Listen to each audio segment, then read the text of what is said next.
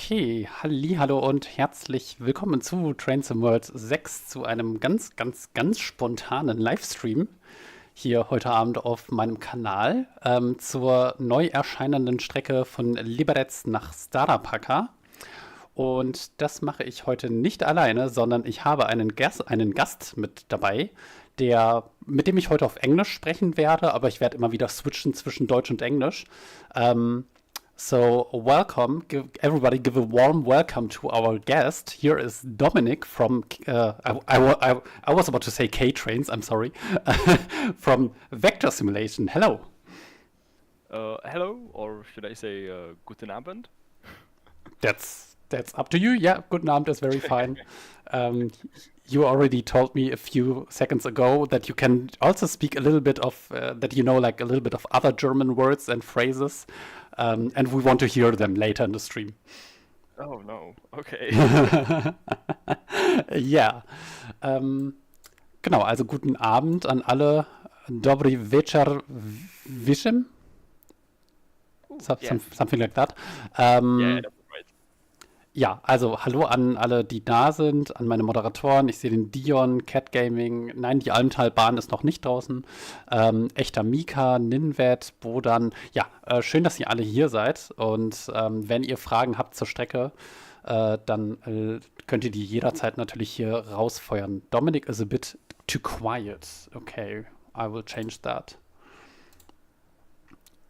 Okay. So, I think it should be now better. Can you say something? Is it better? I hope so. Maybe you can just introduce yourself, who you are, and where we know you from. Oh yeah, okay. I'd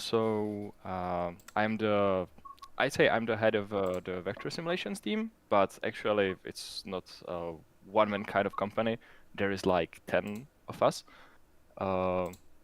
We've spent the last 2.5 years developing the Liberec Paka road.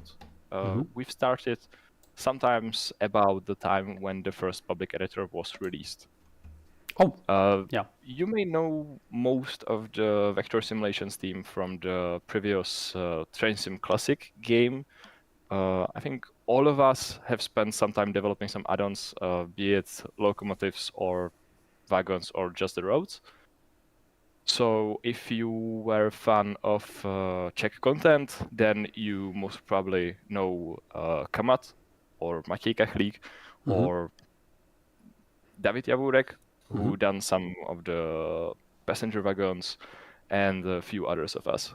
Yeah. So a lot of very recognizable names, actually. At least if you're into the Train Simulator Classic content. There's also, by the way, I don't know. Do you see the live chat? Do you have the link to the live stream? Oh yeah, I'm okay. Trying to see that. Because there's also Trainsa, and I remember just one funny thing before we go into the route. I remember a live stream where Trainsa was streaming Train Simulator Classics back then when I think your GD 380 released. And he did a live stream on that, and I think you were back then in the live chat answering questions. I remember because I was watching that stream. It's like, I don't know, maybe 5 or 6 years ago, something like that. But just a funny thing that just came to my mind that I think it was you you were on the stream of Trains answering questions in a live chat. Hey, that may be possible. Like the CD 380, that was the first public locomotive, which I have released.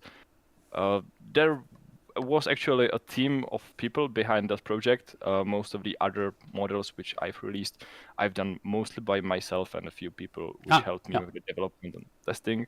But I'd say that 380, that was a kind of a collective effort.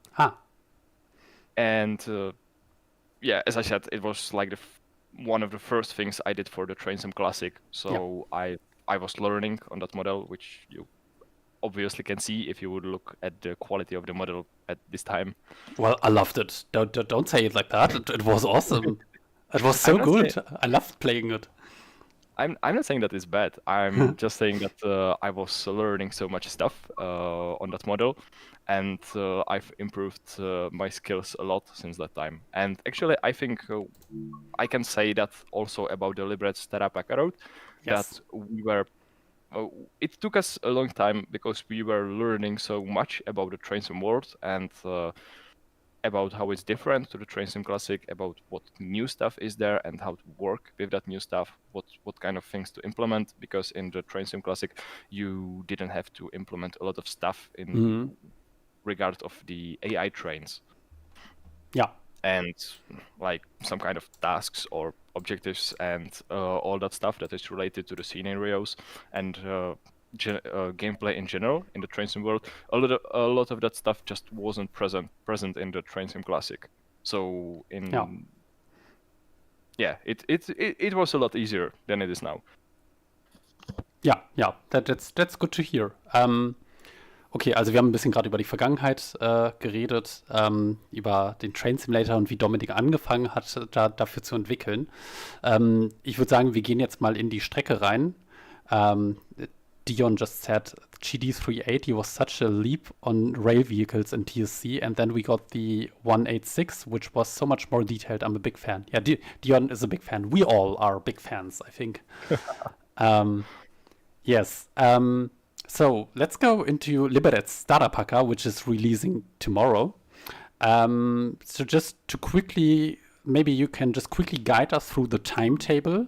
What can we expect for like timetable layers? What are we driving? Which services can we do? Oh yeah, okay. So if you would start with the class 843. Yeah, sorry, I'm looking for the live stream. It's a bit lagged. Oh yeah. Yeah. So you can see the R trains, which in Czech means rychlík, which is kind of, I don't really want to say a regional express, but it's kind of something like that.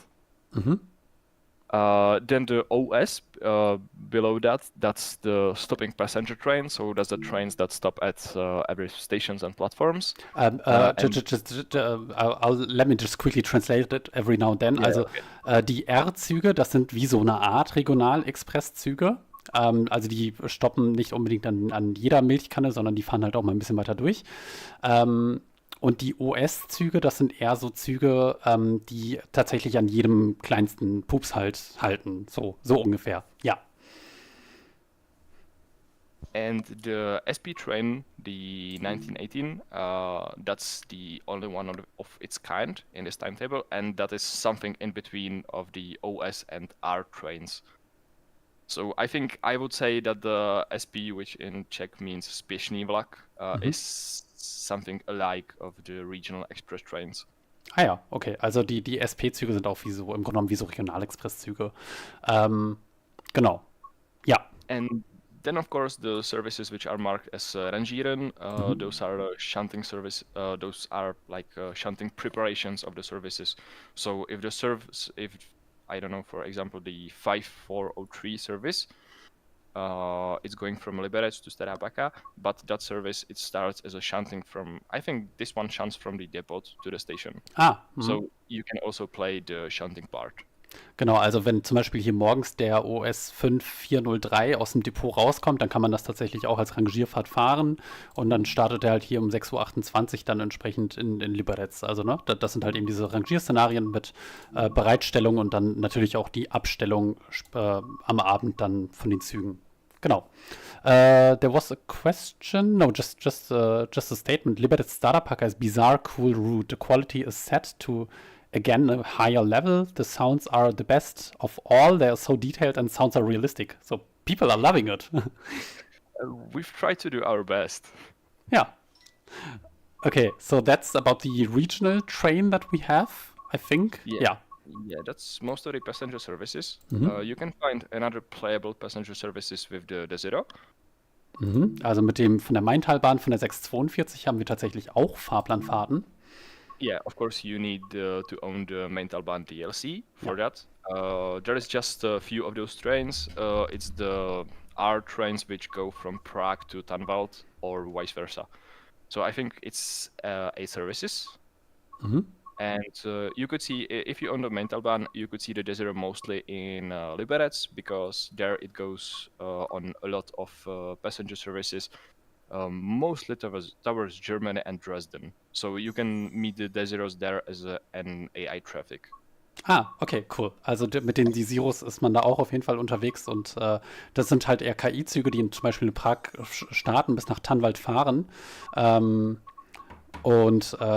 genau. Oh, wow, okay. Just quickly to intervene, I think Trainsa, who we talked about, just gifted 20 subs to a lot of people. Wow. That's a lot. Danke, Trainser, danke. Du bist ja der Wahnsinn. We are actually doing a thing here on our channel that the money that's coming together from these subs on YouTube, we are always spending that money on like good causes, like for the charity and that stuff. So hats up to Trainser for doing that. And congrats to 20 people actually getting a sub. Wow, you're a legend. That's so cool. Ja.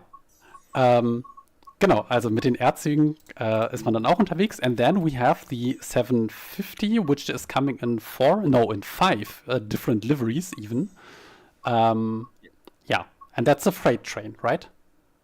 Yeah. So the class 750, it's you can see it only on the freight services. It went with passenger services on this route, but it was like 20 years ago, so we didn't really include those here, as the timetable is set in year 2018. Okay, also Fahrplanjahr 2018 tatsächlich, ja. Yeah, so here you can see the services that you could drive. You can see 3 NEX trains here, which literally means Nákladní Express or Freight Express. Wait, how are they called? Ah, that one, NEX, okay, ja. Also das sind so Expressgüterzüge. So I think the next there are like 3 next services, and those are the car trains from Mladá Boleslav to Liberec or vice versa. So you can drive them between Turnov and Mladá Boleslav. In reality, those would be the cars going out of the Škoda factory. Ah, okay, das sind also Autozüge, diese 3 Next-Züge. Und in der Realität sind das tatsächlich Škoda-Wagen, die eben aus der Fabrik dann ausgeliefert werden. Und das sind halt diese 3 Güterzüge. Also wer Autotransportwagen fahren möchte, das sind die 3. Ja, okay. And then you would see the PN services, which means like průběžný nákladní vlak, or in English it would be something like general freight train. And you can drive those between Turnov and Liberec, or between Turnov and Stará Paka, or between Stará Paka and Liberec. And those would be like the general train, general freight trains going from point A to point B. And then you can see the MN trains, which means manipulační vlak, or in English it would be manipulation train. Manipulation? Okay. I'm not really sure that is a proper English term, but this is the kind of train that starts at one station, goes through the whole road, and stops at some stations and does some job there. So you either pick up some wagons or you leave some wagons there. Ah, okay. And they're like split up in different services, so you can do like either driving or do the shunting part.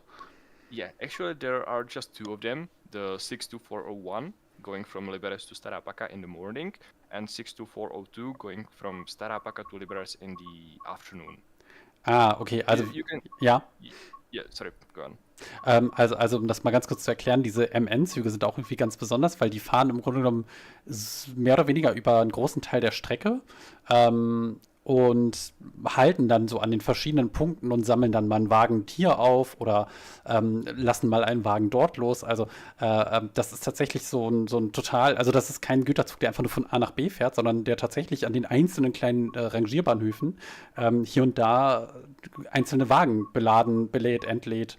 Und mit dem 62402 das ist dann praktisch der gleiche Zug, aber halt eben am Nachmittag. Und der 62401 ist der Zug am Morgen. Ja. Yeah, and there is just two of those trains, and if you would like start the first part and you would play it like through all of the services of that train, I think the morning one would be around 7 hours long, and the evening one would be around 8 hours long or 9 hours. Wow. But like most of the time, you would just spend somewhere sitting and waiting to let other trains pass. So that's also another reason why we split that up to so many services. Ja, okay, that's, I think, a smart decision. Also, um das nochmal kurz zu erklären, die 62401 zum Beispiel dauert insgesamt 8 Stunden. Also, wenn man alles hintereinander fährt, kann man wirklich 8 Stunden das Ganze durchfahren. Also, das ist wirklich der absolute Wahnsinn. Und den anderen Zug, den kann man auch, glaube ich, 5, 6 Stunden auf jeden Fall fahren, rein theoretisch, wenn man alles hintereinander fahren würde, weil man viel warten muss auf Züge, die vorbeifahren. Ja. Then we have LV.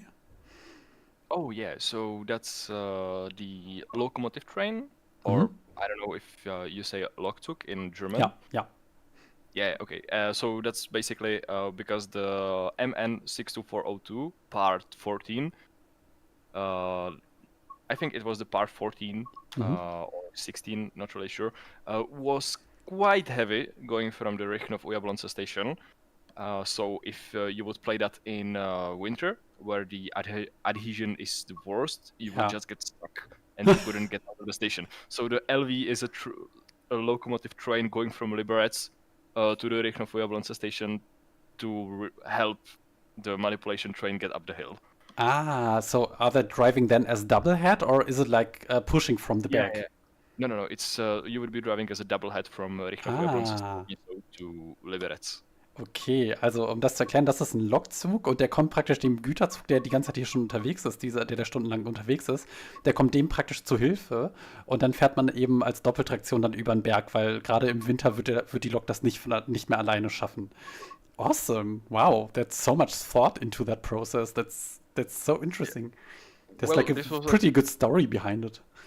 This was a kind of a last-minute timetable change because some of us actually played through all of those manipulation services, and he noticed that if you drive this part in the winter, you just can't get up the hill. You would get stuck.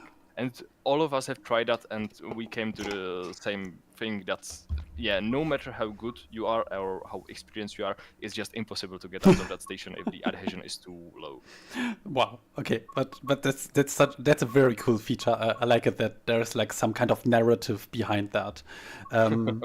There was a question about the 750, whether it's hauling passenger trains, like not on a timetable. We've seen that, but does it do in real life actually have also passenger trains, or is it just a freight-only loco in Czech Republic? No. Actually, most of those has already gone out of the service. So the last 750s you can see are used for freight services. I think the last time they were used for regular passenger services was around Liberec, and I think it was like 15 years ago. Okay. Ja, also das letzte Mal vor 15 Jahren waren diese Loks der Baureihe 57 vor Personenzügen. Mittlerweile gibt es auch nur noch ganz, ganz wenig davon, also fast schon historisch.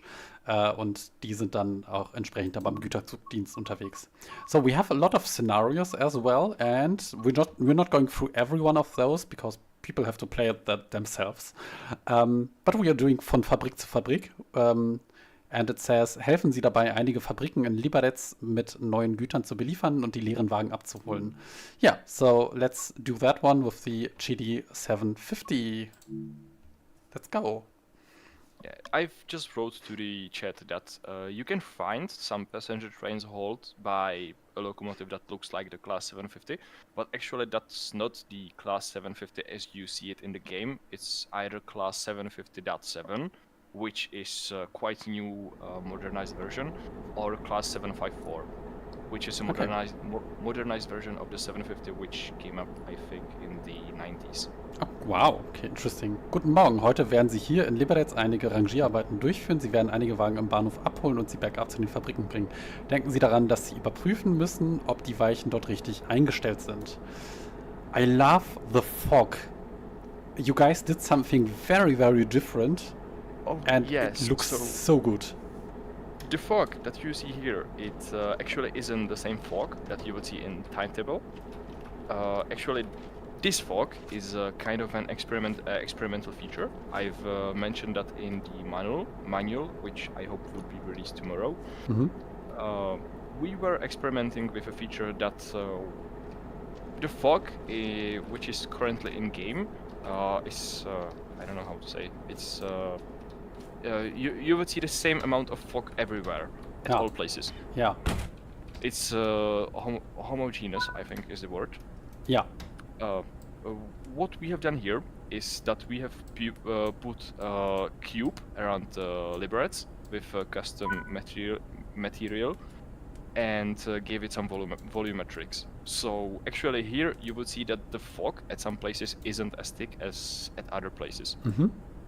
At first we wanted to have this feature throughout the whole road, but it was kind of hard to control it in the timetable. So we have removed it and left it only in this scenario.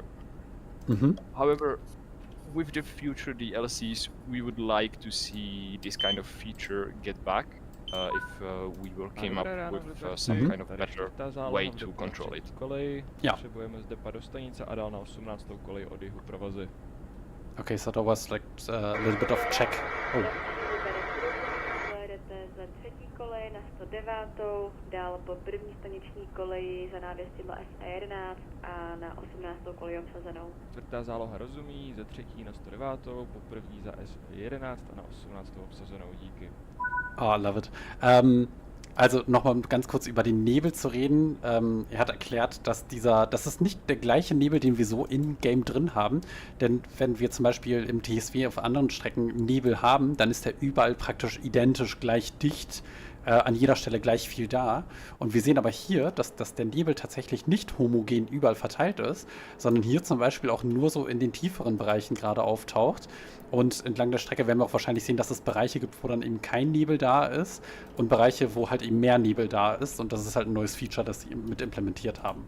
So yeah, love it. Do we have to check the switches? Probably. No.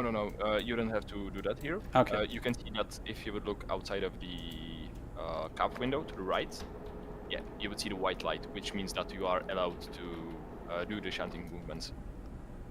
Okay. So you can actually drive at this point.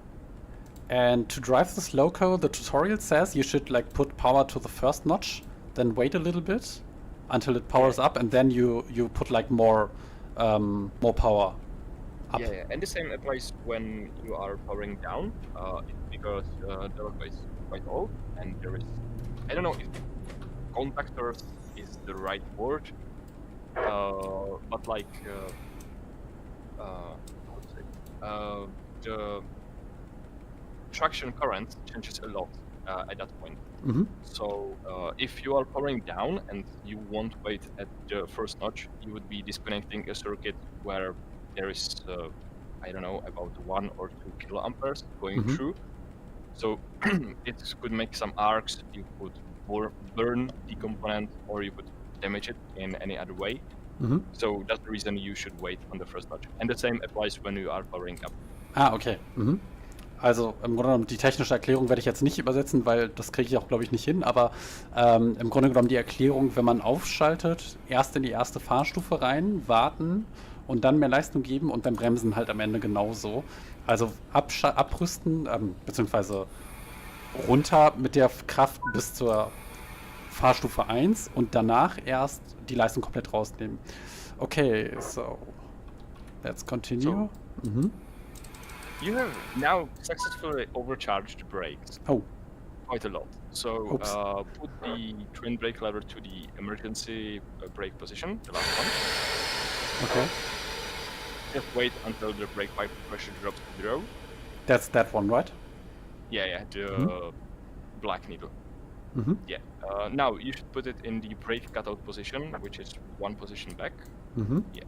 Lock the key and do the objectives.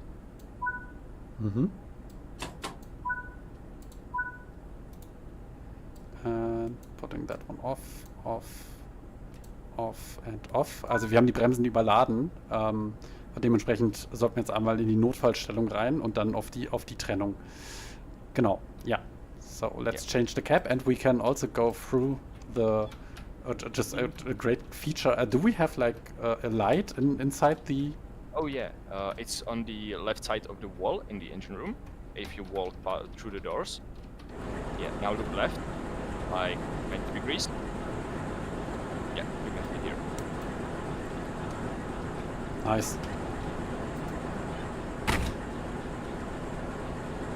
Yeah, now before going to the cab, you would have to walk right here, after the box, yeah. And if you look behind you, you would see 3 red levers. Yeah. Just wait a second. I'll put a game, I think, a little bit down with its sounds because it's very, very loud right now. So yeah. Okay. So we moved, and then we have these red valves here. Yeah. So what you're seeing here is the brake distributor, and if you have overcharged brake, you would need to hold the middle lever. You will hear the air running out from the small reservoir and hold it until you stop hearing the air going out. Okay. And, Yeah. that's okay. And now when you walk into the cabin, just put brake pipe as usual.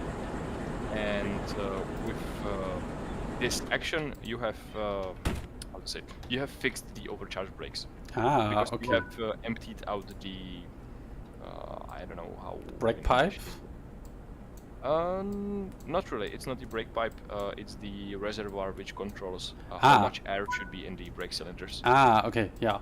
Also, ja, okay. Okay, den auflösen. Vorwärtsfahrt und auch hier. So we will hear again people talking probably now. You will hear those throughout the whole scenario. Nice. Čtvrtou zálohu There. v Liberci ze 109. koleje posun dovolen. Okay, so we are good to go, and I think our signal is... Yeah, I think it's actually fine. on this track there isn't any signal, so that's the reason why you have heard the radio call. Because when there isn't any signal, the dispatcher has to call you and tell you that you can go. Okay, gut. Also der Bereich ist nicht signalisiert, deshalb... Oh, but there is a signal ahead. Oh yeah, you can see the white light, which means that the shunting is allowed. Because So- I was confused because on the top right it says there is like a red signal right now where I'm standing. I think you should be able to drive past Okay. that. I think the red signal that you are seeing is actually the buffer that's behind you. Okay, so let's hope I don't get thrown out. Yeah. Ninvet said we are actually getting 3 expert locos then this week. The 145 from TSG and these 2 trains from Vector Sim. Well, we definitely have tried to get to the level the TSG does, their models. I think the 101 and the 145 are excellent DLCs. I really love the 101.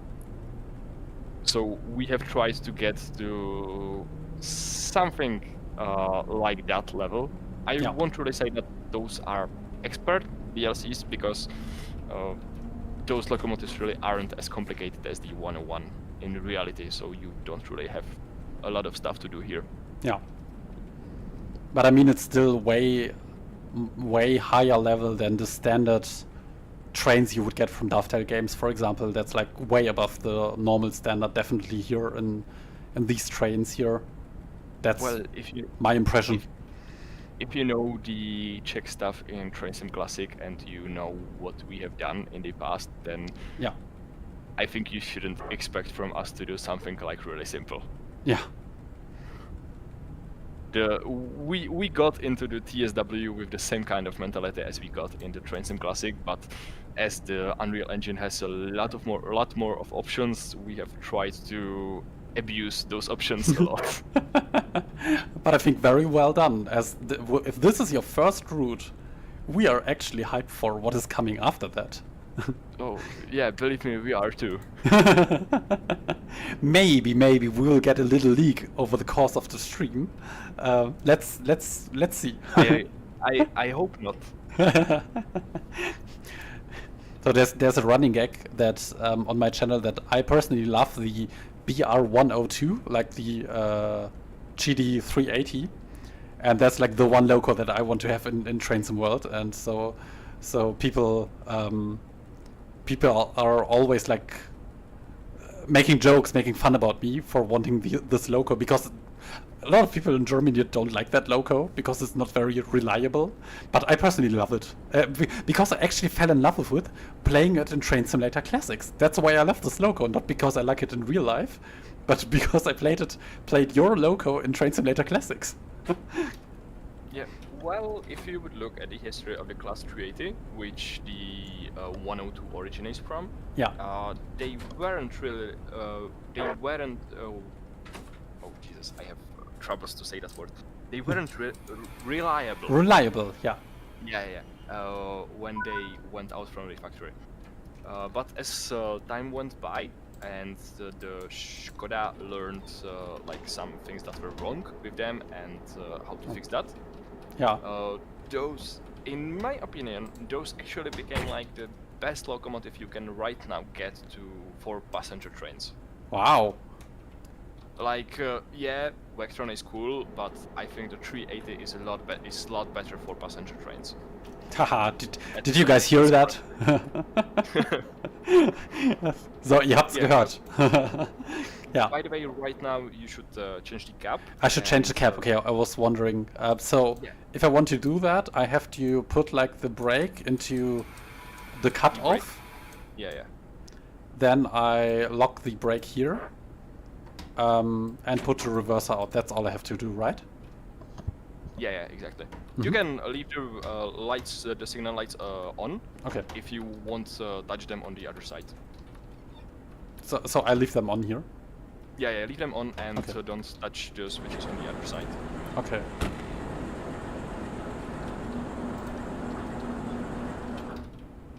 We didn't really want to like guide the players by hand in every scenarios, so that's why sometimes there would be tasks missing for changing the caps. Because if you want to change the caps, you will. If you don't want to and you would drive from the outside with the outside camera, you probably also can do that stuff. Ja, okay, ja. Also man wird hier nicht Schritt für Schritt an die Hand genommen, ne, sondern es wird einem die Freiheit gelassen, entweder den Führerstand zu wechseln an dieser Stelle oder eben aus dem anderen Führerstand heraus dann die Fahrtrichtung einfach zu wechseln. Das geht beides. Okay. This atmosphere looks very nice. Do they plan to continue on TSW? I think the question is aimed towards like, are you planning to do more in TSW? Well, if Dovetail Games allows us to do so, then we would love to do so. Yeah. So I hope you would see more add-ons from us. I think we all hope that. We all looking forwards. Okay, so wir müssen jetzt glaube ich an diesen Zug ankuppeln. Sehr gut.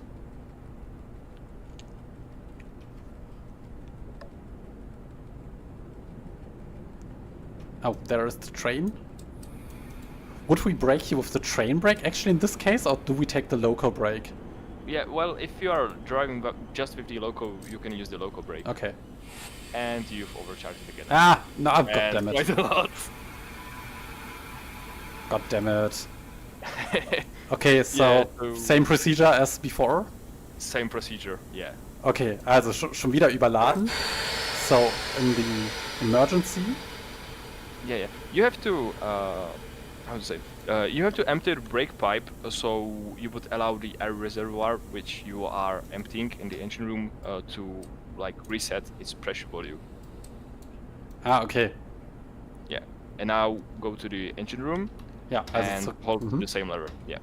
Okay, also wir haben wieder überladen. daher einmal zurück hierhin und dann diesen mittleren, das Ablassventil benutzen. Goddammit. Expert Loco, but no expert driver. Ja.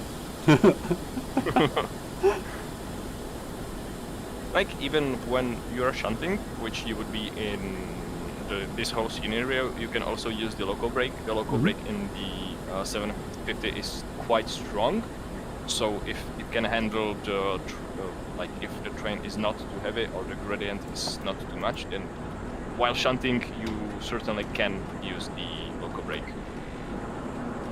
Wait, we're moving. Ah. That's all planned. Look, that's perfect.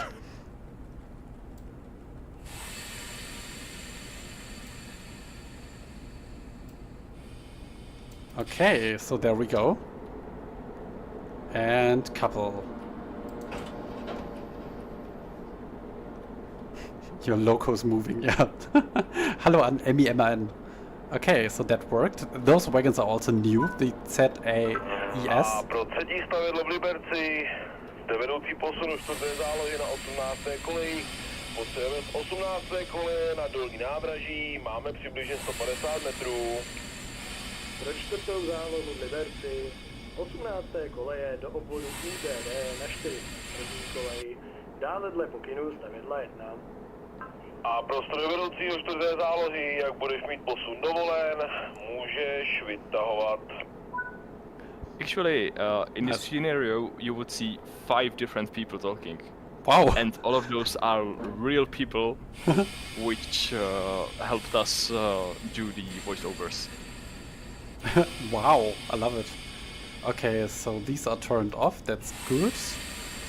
Then we are putting this one into cut off. This one like that, this one like this. Oops. And off. So now we can change caps again. Yeah. Okay, so let's go and change. I love that there is a sync actually in the loco. That's the first time I see that. Yeah, well, a lot of Czech locos got the sync. Actually, the Class 380 also has got the sync. Really? Yeah, it's just hidden behind the doors, or like behind the doors, but there is a sync. Wow.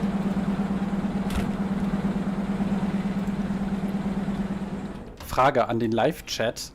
Gibt es in Deutschland eine Lok mit einem Waschbecken? Frage ich mich. Wer eine Idee hat, schreibt es mal in den Live-Chat mal rein. So I ask whether there is a German loco which also has a sink. So let's see. I'm not really sure. I think that's like a pure Czech or Slovak thing. Seems like that. Okay. Yeah, so when you got the brake to the release position, also apply the local brake, because you're on a 3 promille gradient, so when the train has got its brakes released, it would roll back. Ah, okay. Okay, so but I think we're good to go, right? Yeah, the white light means we are allowed to shunt. Yeah, exactly. Okay. Trainser said that he thinks that maybe there are Ludmilla locos which have a sync. Nice. Okay, let's go. Actually, it may be so. No. With Czech locos, it's got its roots in the Czech history. I think the sinks and those kind of hygiene corners on the locos, they got introduced with the first Czech diesel locomotives, which were done under the communist rule in Czechia. So I think with some Eastern German locomotives, it may be similar.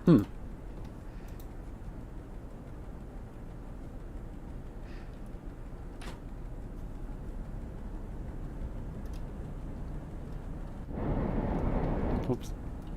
Wanted to go into the maps. We're here in Liberec. Pretty big area actually here. So a lot of branch lines coming off here, as well as something like Liberec Horní Růžodol. Horní Růžodol. Horní Růžodol. Yeah, well, the diacritics is missing in the marker names. Ah, okay. we weren't really sure if the game is gonna handle that, so we didn't include the diacritics, but I don't really think that's an issue. I don't really think it's a big issue. No, probably not. Yeah. Because, Czech people are gonna know the names, and other players, well, they still wouldn't pronounce the words correctly. I would try to. I love the Czech language. It's a really beautiful language in my opinion, and I would love to be able to speak it, but I'm really not used to like Eastern European languages, so it's a little bit hard for me. but I'm trying.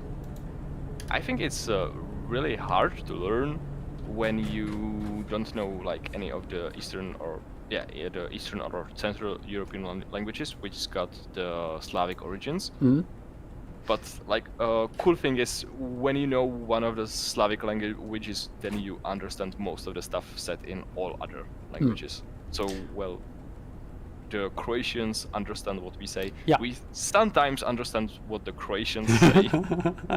I've actually lived half a year in Croatia. Something I think I've never told that before on stream, but hey, there you go. I lived half a year in Croatia actually, and I've also had a friend who was from the Czech Republic, and he was also able to understand the Croatian people, and it was like really cool to see how these languages can interact with each other. I love that. Yeah. Well, I think they're also saying something like dobar dan for good morning, and I think in Czech language you would say something like dobry dan or something like that. Yeah, dobrý den. Dobrý den. But like, you can hear that it sounds almost the same. Yeah.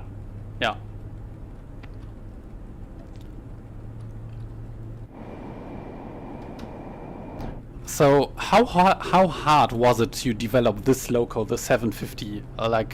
Because that's like a very old loco. There are not a lot locos of that anymore in reality there, as you said earlier. So how hard was it for you to get access to the locos, to do some recording trips and that stuff? Well, one of our in-house testers works for a company which still has got the Class 750 in service. You should drive through this waypoint. Yeah. Čtvrtá záloha na 401. koleji, poprosíme, jak to půjde na dolní nádraží. Ze stavedlo 1 pro čtvrtou zálohu ze 401. koleje za výhybku 401, posun dovolen. I love it. Getting references and like experiences from a driver that knows the Class 750 wasn't actually as hard, it probably may seem that the Class 750 is quite complicated, but well, in comparison of other stuff you can see in Czechia, it's one of the most simple and easiest locomotives. Okay, also die 57 ist eine vergleichsweise leicht aufgebaute Lokomotive, also leicht nicht im Sinne von Gewicht, sondern in der Art und Weise, wie sie halt angesteuert wird. Deshalb war es tatsächlich gar nicht so schwer. Oh, wir haben wieder Funk. Nee, genau, deshalb war es gar nicht so schwer, die tatsächlich nachzubauen. Also natürlich im Verhältnis gesehen, schwierig wird es immer noch. Ja, genau.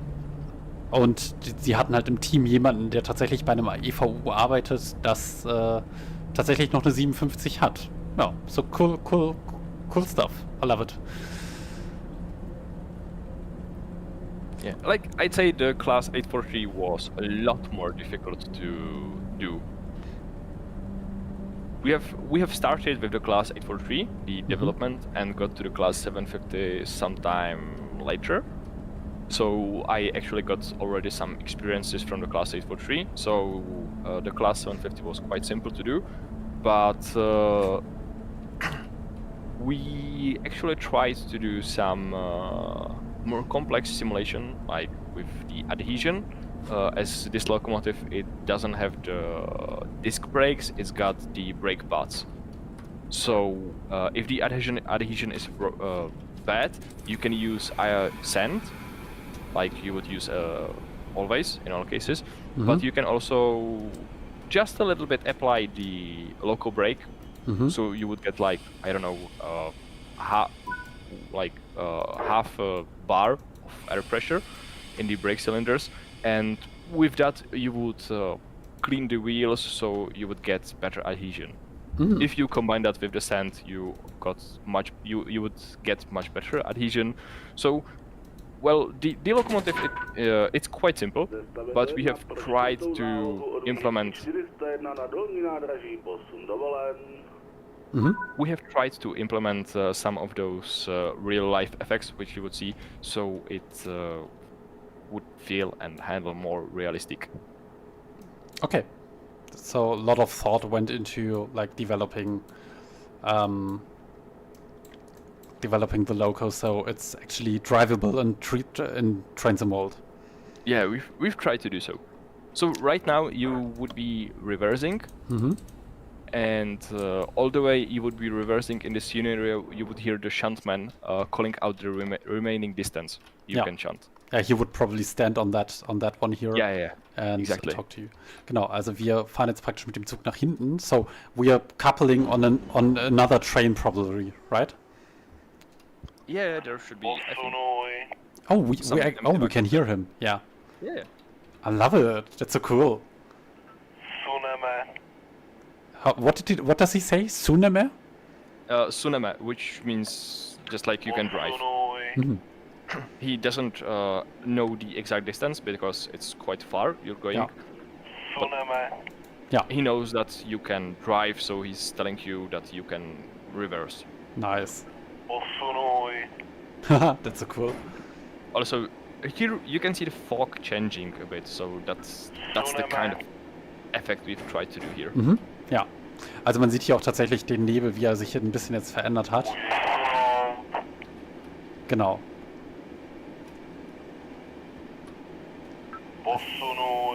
I think we can go to neutral because we are going the hill down.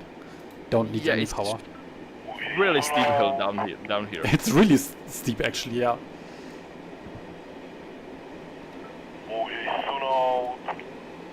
The people are excited. Oh, we are too fast.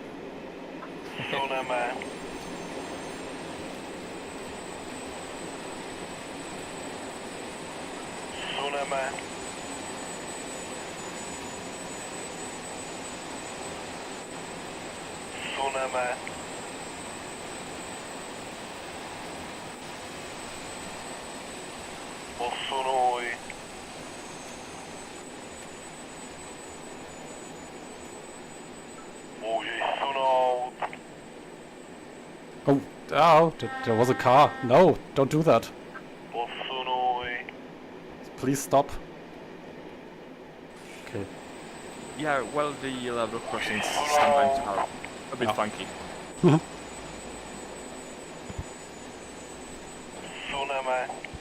The same goes for the crossings of the passengers. Yeah.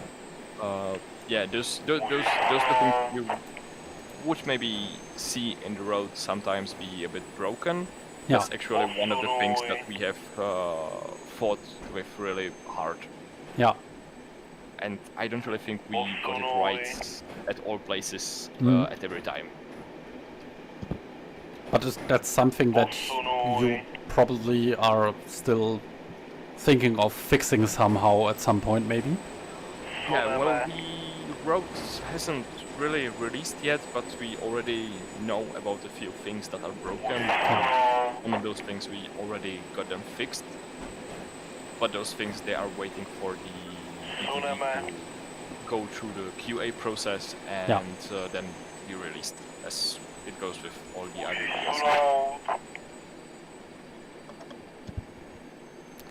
Okay, so let's apply a little bit of power again.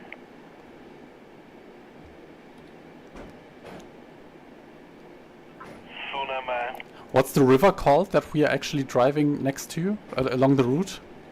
Ooh, I'm not really sure how in Liberec. I'll take a quick look. For most of the part of the road, it's the Azza River, which goes into the Elbe.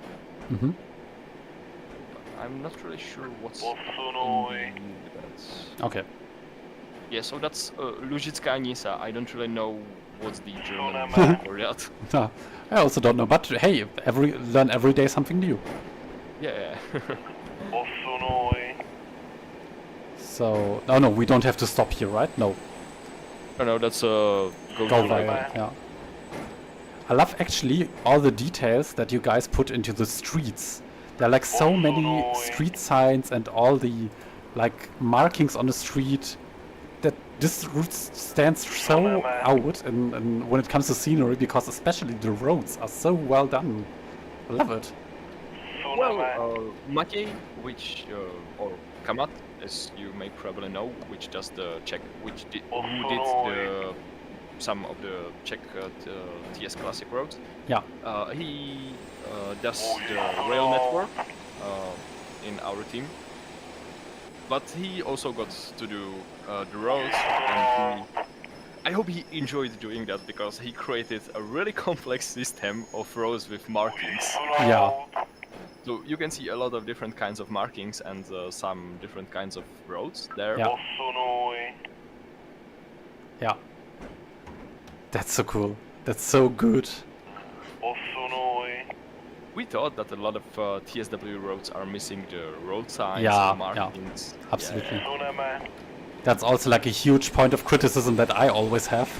That sometimes the details on the site are not well enough, especially like the roads, and this route is really does a lot of justice to the roads. Okay, so we're 300 meters? Yeah. We've tried to do so. Yeah. Also noch 200 Meter.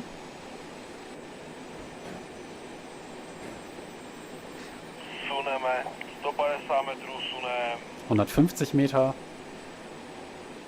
120 metrů suneme. 120.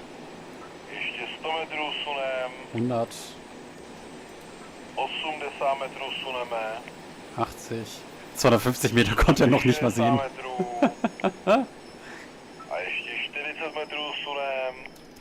A suneme na 30 metrů. A ještě 20 metrů sunem. 15 metrů. Na? Yeah.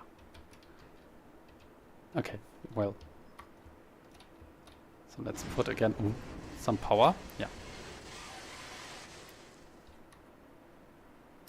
When I was creating this scenario, I had to do a lot of test runs because it was quite broken a lot of the times.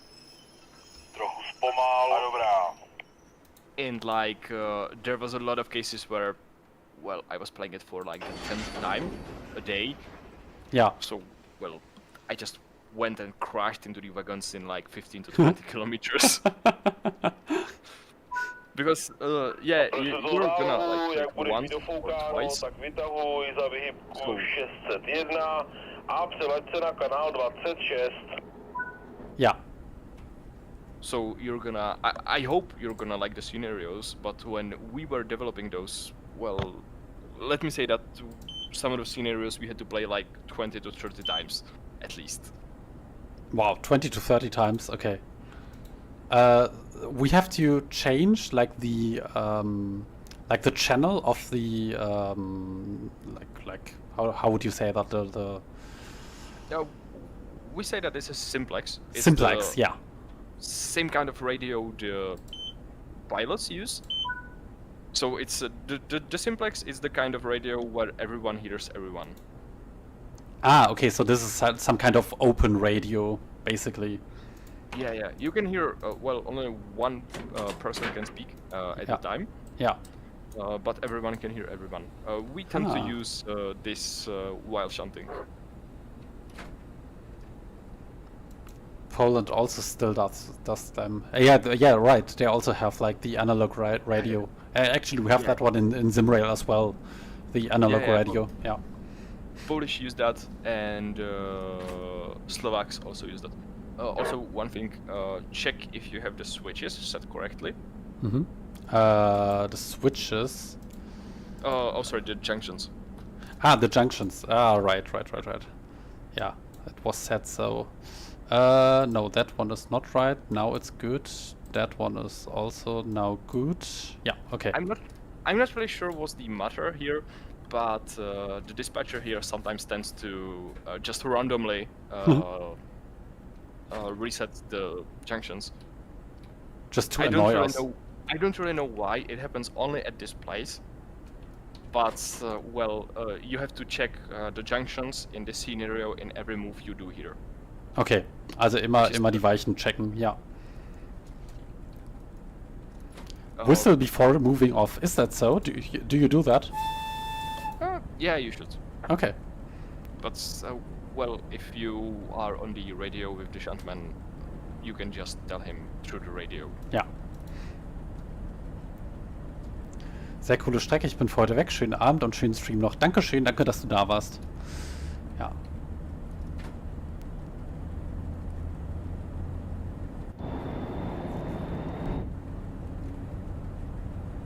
Dispatcher, we do a little trolling. Yeah, the dispatcher just trolls us a little bit. It seems so, yeah. He learned being a dispatcher on Simrail, so naturally this happens that sometimes, you know, you're not doing everything right. I don't really know why this happens, or well, I haven't really found a solution to this, so that's why the shuntman, before every move, he says that you should check the junctions. We don't normally do that here in Czechia. If you have the shuntman and the junctions are manual, the shuntman would switch the junctions for you. But in the case of this scenario, well, the shuntman just tells you to check those. Okay. Well, yeah, just a little bit. Yeah, very good.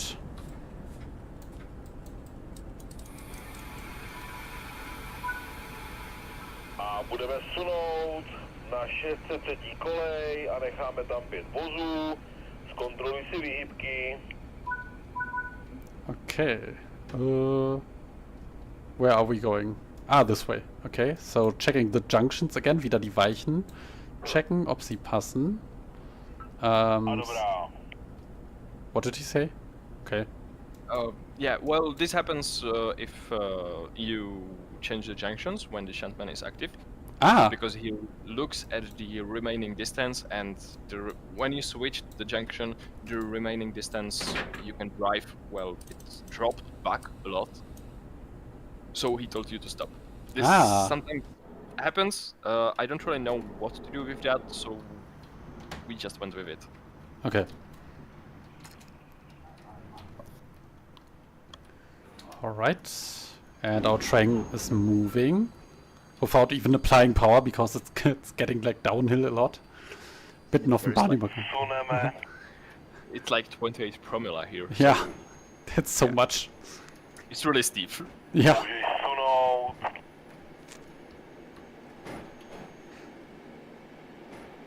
A můžeš sunout 200 metrů. What's 200? 200? Yeah. 200 metrů. 200 means 200 or okay. 500. Look, I'm trying to learn a little bit of Czech. 120 metrů suneme. 100 metrů sunem. 80 metrů suneme. Suneme 60 metrů. A ještě 40 metrů sunem. Suneme 25 metrů. 15 metrů. 10 metrů sunem. A trochu zpomal.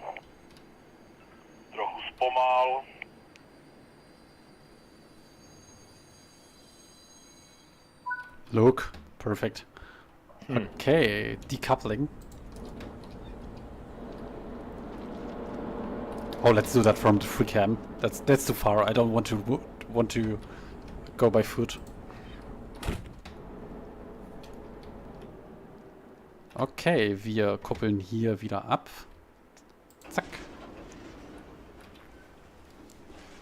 I was wondering about one thing regarding licenses, because these trains that we have. Yeah, these trains that we have don't have the license of České dráhy. How come they do not have that? Because I also thought already that in Zimrail when the 163 released, that one also doesn't have like a logo from GD. So I was wondering if that might not be possible at this point, or do you have like any comment on that?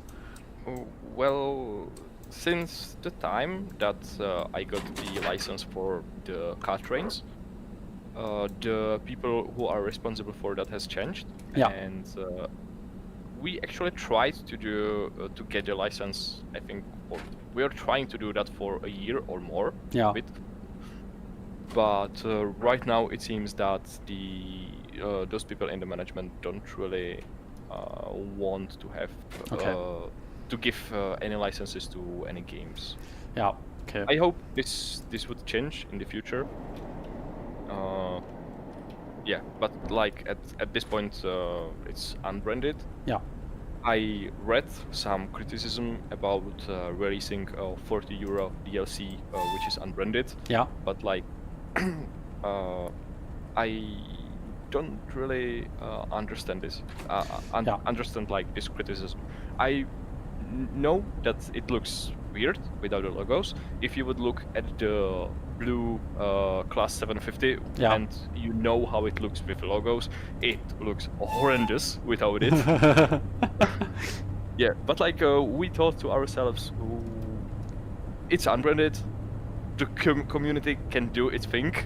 Absolutely, yeah. That's what I was thinking all the time. That okay, it might be unbranded, but there is the Creators Club. You can put the logos into the livery designer. There are people doing mods, and I think it will be pretty fast until we find the first livery in some of these places. I don't think it's going to take a long time. Yeah, let's see. Yeah. Yeah. We did the trains with the logos. We made the textures with the logos, but we had to debrand it because we thought that during the development we thought that we would be able to get the licenses. We weren't, so we had to debrand those. Well, we're rolling back. Oh, no. Oh god. No. Oh god, what did I do? Okay. Okay. Yeah, it's kind of tricky stopping here because, well, you've got only one shot at it.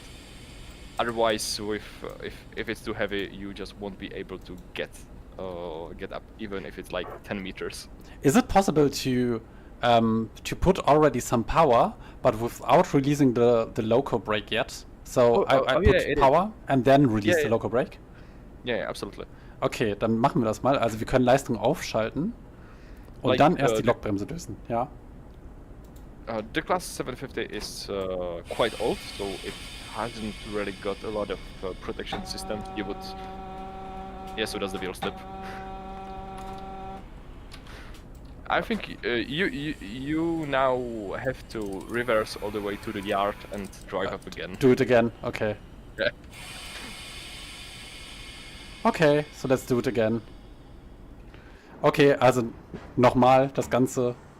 Wir fahren jetzt zurück und werden es jetzt nochmal versuchen. Okay. And I thought that the train is quite light when you are going from this yard up at the end of the scenario. So I have added 2 more wagons to it, which you will come to at the end. But right now I still think it's quite light and quite easy to go up the hill. Well, you know, shunting is my personal enemy. That's like the thing that I'm absolutely incapable of, is like doing shunting in a right way. That's I just can't. So that's my enemy, my personal enemy here. Like in reality, the shunting, I'd say the shunting is the hardest part of the job. I think so, yeah. Like if I'll exclude like knowing all the rules and stuff like that, what to do in some exceptional events, like the signals not working or so, that the shunting is the hardest part of the common train driving job. I think so. I would say so as well. Yeah. That shunting is definitely probably one of the most underrated but yet most important and hardest parts in the whole railway sector. Yeah, like I don't know, when you are preparing the freight trains, when you are preparing like at the yard, you are preparing the 700-meter long container trains, and you are just reversing and just hearing the shuntman telling you how long is the distance you can drive, or what is the distance to the thing you have to couple to. Yeah. Yeah, if the shunting part has 600 or 700 meters and weighs 2,000 tons, it's quite hard to do. I think I would just rage quit if I would have to do that. Yeah, well, you can't rage quit if you are there in real life, so... Well, you can, you just cannot come back tomorrow then. Yeah, exactly. It's your last day at work. Yeah. No, not again. Wait, not too early, not too early. And now power off and brakes on. Yeah.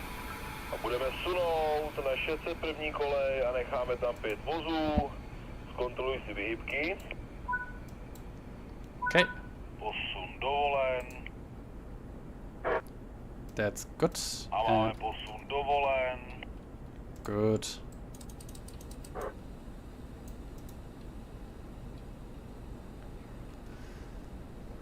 Okay. Habt ihr noch Fragen zu dem DLC, zu den Strecken, zu den Fahrzeugen? Dann haut sie bitte jederzeit rein in den Chat. So. Do the freight wagons have new sounds?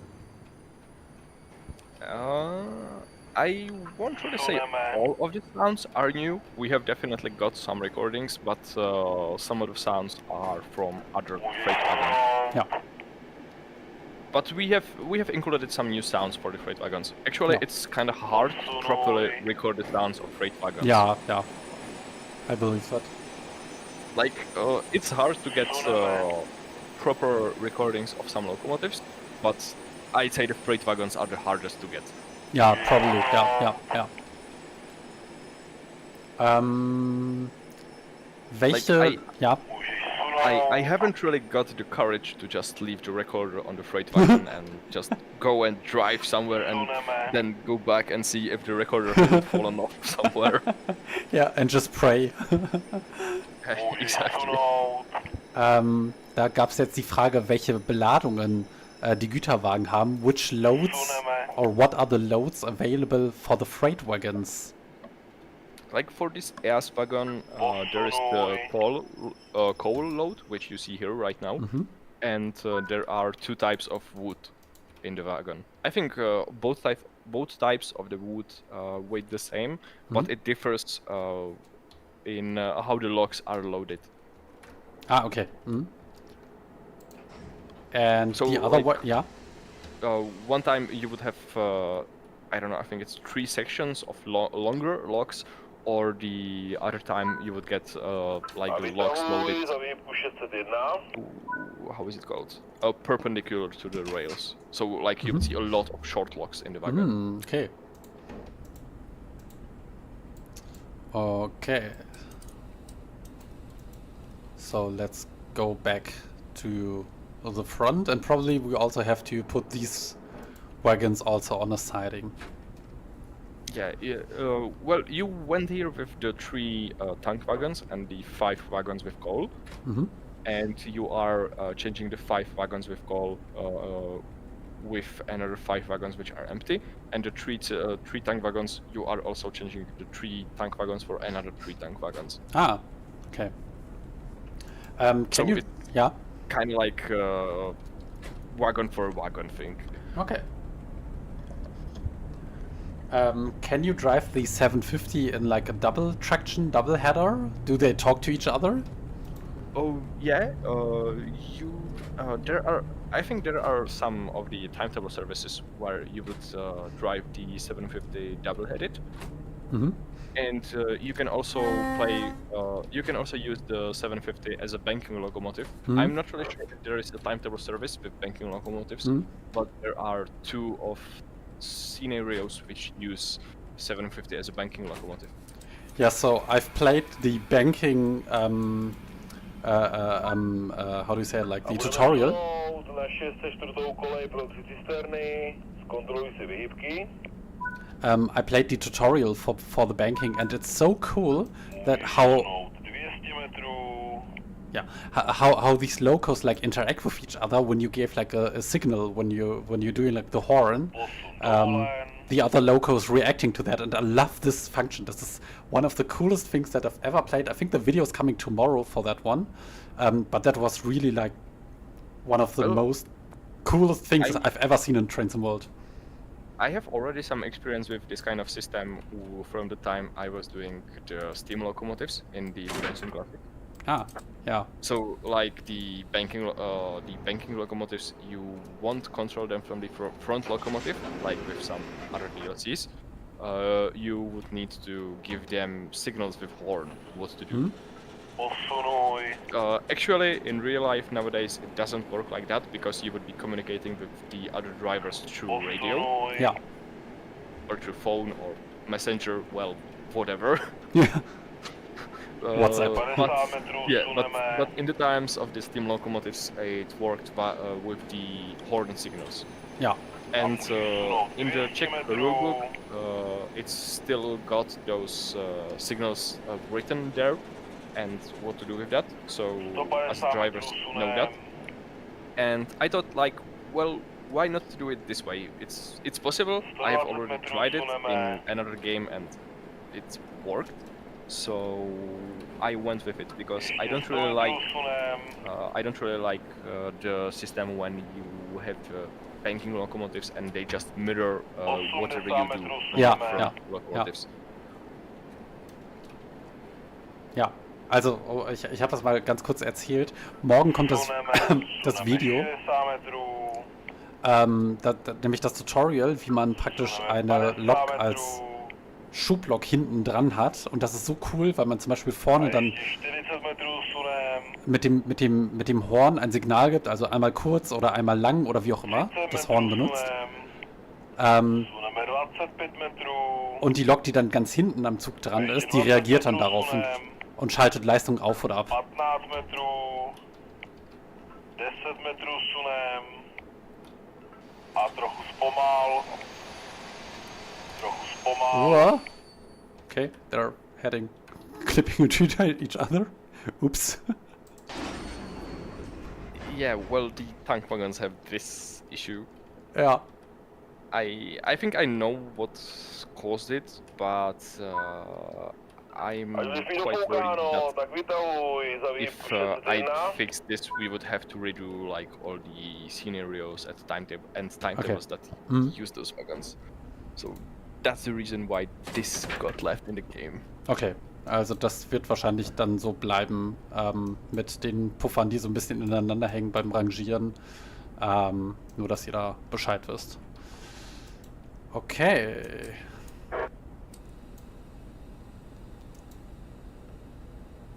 So, let's continue our journey. I love all the details, by the way, that this seems some kind of loading or unloading of like tank wagons. And like all the scenery around it, all the details, it's so lovely. Well, as I said previously, we have tried to do our best. Yeah. I definitely can say that there is a lot of room for improvements. But, well, I hope people are gonna like this.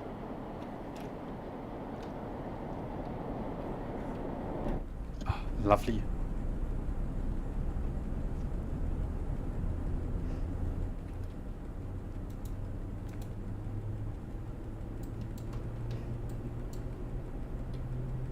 I find it quite funny that you actually can move like those ones here, and the chair moves to the side when you open the door. It's like it's like so somehow it's really trashy. we actually were forced to do this feature because if the chair wouldn't move, then the doors would just clip through the chair, Yeah. which didn't really look great. Yeah. So we actually had to do it this way. But it looks really cool. I like it. Well, and I think like with most of the Czech locomotives, we Well. will have to do it this way because the Czech cabins tend to be really small, and most of the times you have to move the chair Yeah. to be able to open the doors.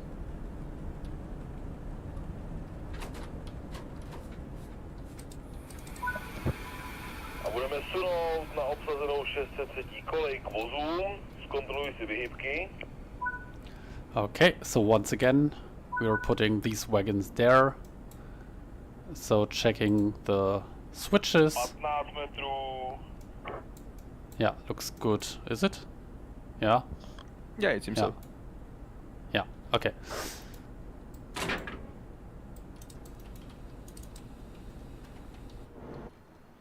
Gut, dann geht's wieder zurück. Und danach werden wir gleich natürlich noch eine Fahrt über die ganze Strecke machen. Also vielleicht nicht die ganze, aber auf jeden Fall über die Strecke. Můžeš sunout. Can you actually interact with these freight wagons? Like, can you open something here on the side or something like that? Is there anything Not sure. animated? You can just interact with the handbrakes, Odsunuj. Ah, yeah. Mhm. and you can interact with 150 the metrů brake sunem. distributor. So you can change the brake mode Hmm? from DTG, 120 metrů Mhm. or suneme. you can like turn off the brakes on the 100 wagon. metrů sunem. Ah ja. And 80 I think metrů the suneme. tank wagon and the ass has got also one more switch, which A ještě literally tells 40 if the metrů wagon is sunem. empty or loaded, and Okay. that 25 metrů. decides what brake force to use. 15 metrů.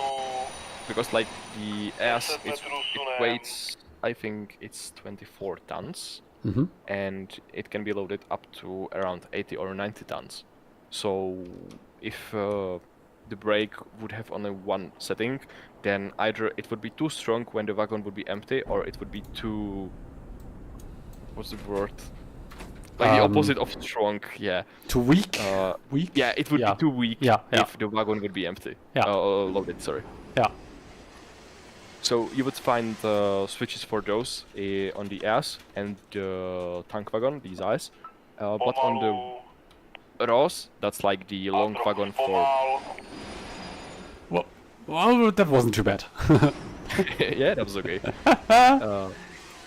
But like the Ros, Yeah, which yeah. is the long wagon for the wooden logs, it doesn't have this kind of switch because it does this automatically. Mhm. Oh, I have to uncouple here. Noah asked me, do you dare to push it from cab window just by listening to the radio? Okay, do we have to do it once more? I think so. Yeah, there's still a bit of shunting here left to do. Oh yeah, actually there's quite a bit of shunting. God. How much time do you have? Za výhybku 601. Just wondering because you said you don't I have think- unlimited time, so maybe we will not do the scenario to the end because I also want to drive the other train as well with you together. Yeah, well, it's your call. Well, I would say let's do just like one more of these wagon moves, like going forwards and backwards, and then we are switching to like the passenger train because I would love to drive that one with you as well, if that's okay for Yeah. you. Oh yeah, absolutely. Nice. Okay, and I will try to, as Noah said, push it from the cab by just listening to the radio, and let's see if I'm going to derail.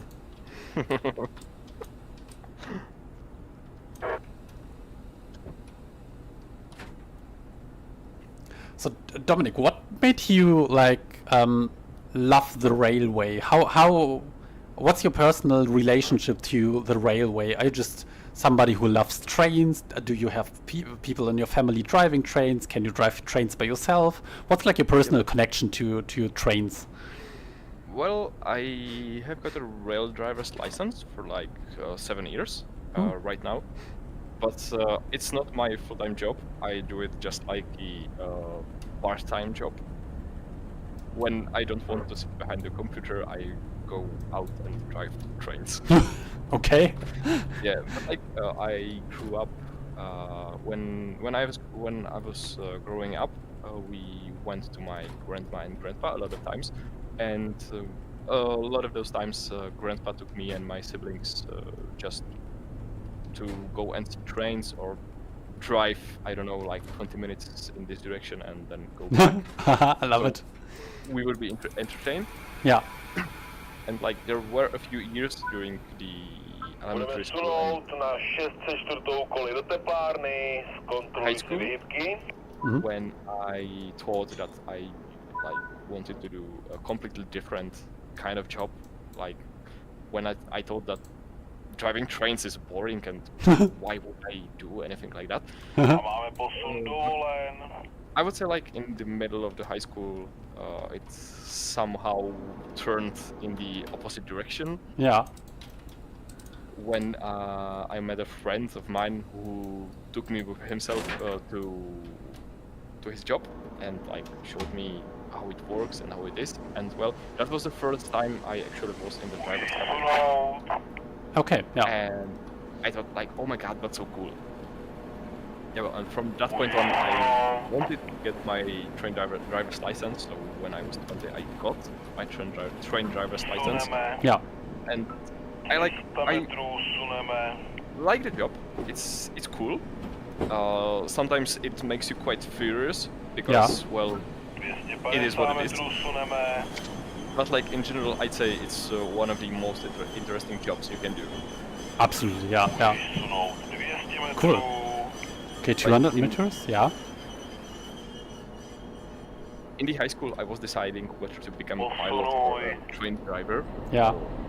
I went with the train driving part. Yeah, that's the better one. Well, I hope I will get my pilot license sometime soon. Yeah, definitely. And then you're going to do DLCs for Flight Simulator, for Microsoft Flight Simulator? Oh yeah, I'm not really sure about that. So 140 meter? Yeah. A classmate of mine now flies with the A320s. And like when he sends me pictures from his job, I'm quite envious about that. Yeah, I understand, yeah. Yeah, but like, I think both of those jobs are really cool and like not many people get to do those jobs. So I think that's part of why I find it quite fascinating to do. Yeah. Okay, now it's getting interesting.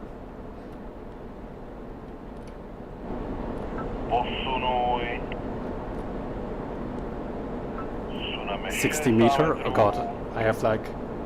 I'm stressed. I'm stressing right now.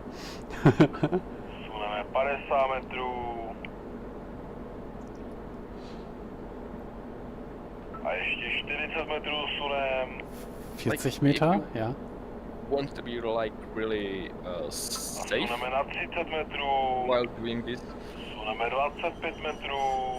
You can drive like when you have 50 meters remaining, you will drive 5 kilometers. When you have 30 meters remaining, you will drive 3 kilometers. Ah, okay. It's really slow this way, but it helps when you don't really have confidence in doing this. Yeah, but I think now I'm good. Just 1 kilometers per hour, I think that's a good speed.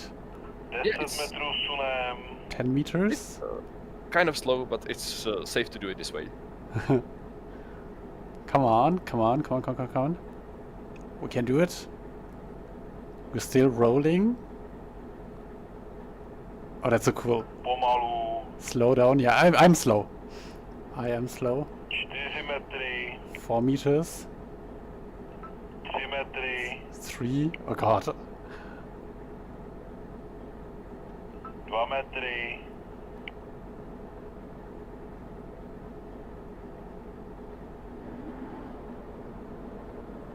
Ještě metr. Ha! I think that was smooth as hell. I've never shunted so good.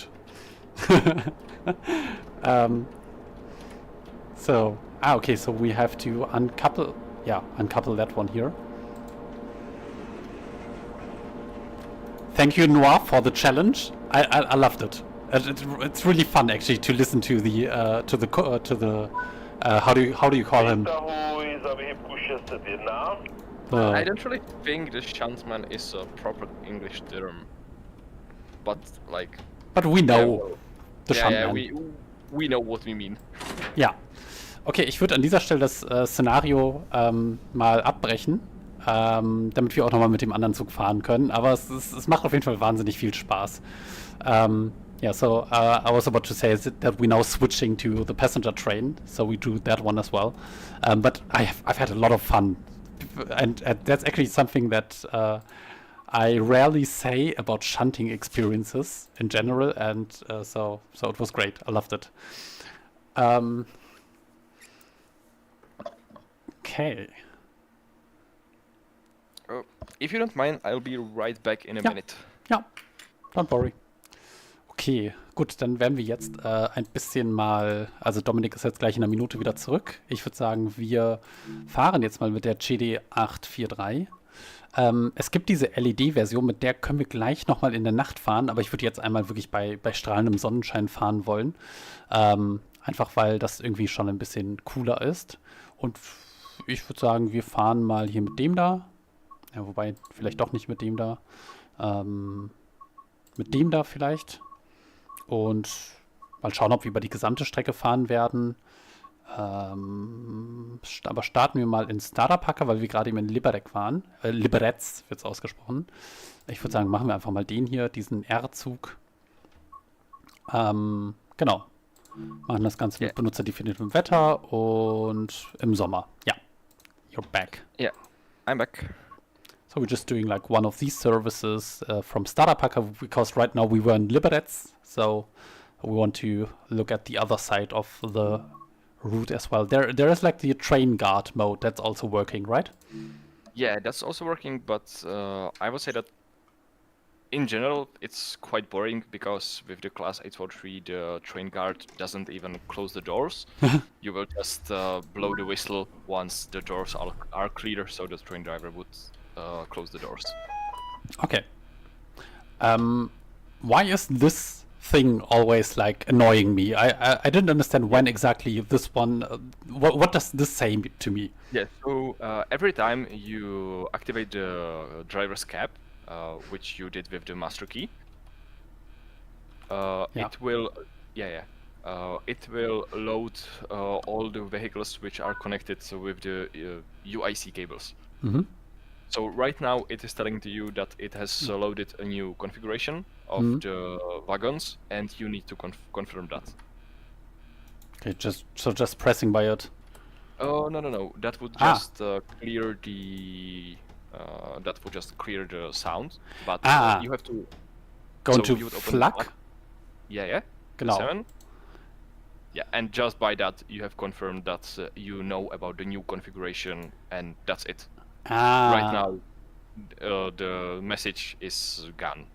Okay, I love it. So if you would now just put the master key to the off and back on.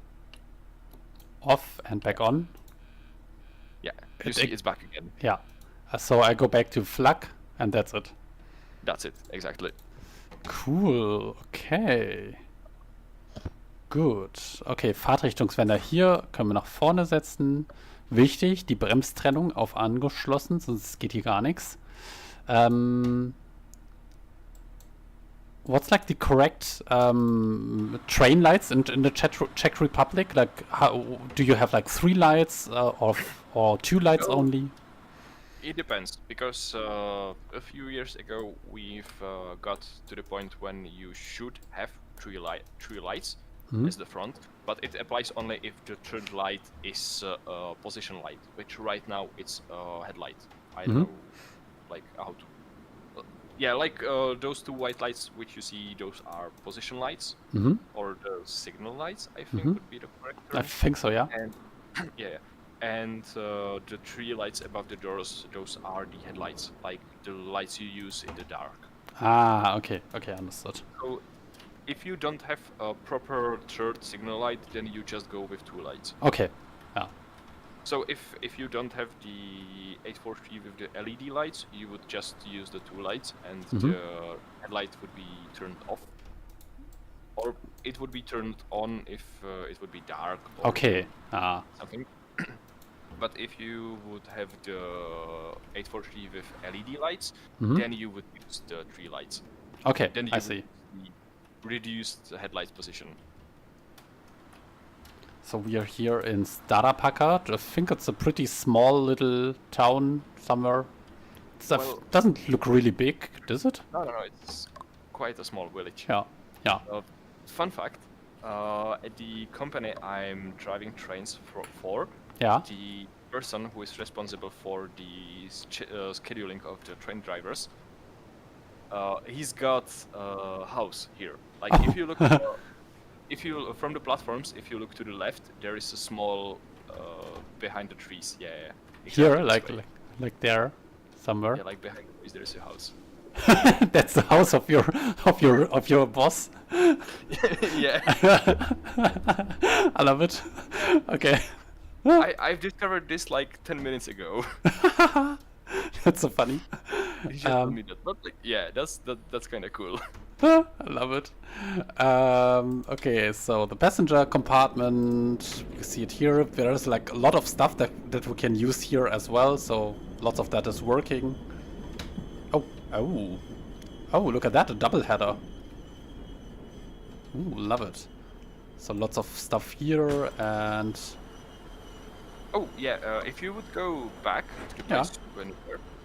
Yeah, to here? If you would look at the 3 big switches and the 2 small, the lower one of the small switches, yeah, that's for cooling of the diesel engines. So the diesel engines activate the cooling when needed, but when you are driving the 843 in summer, it quite tends to overheat. So if you are driving it in summer, it's better to turn this on. So we are driving in summer, so let's turn it on. Also der Dieselmotor wird hiermit gekühlt und wenn man im Sommer fährt, sollte man das auch machen.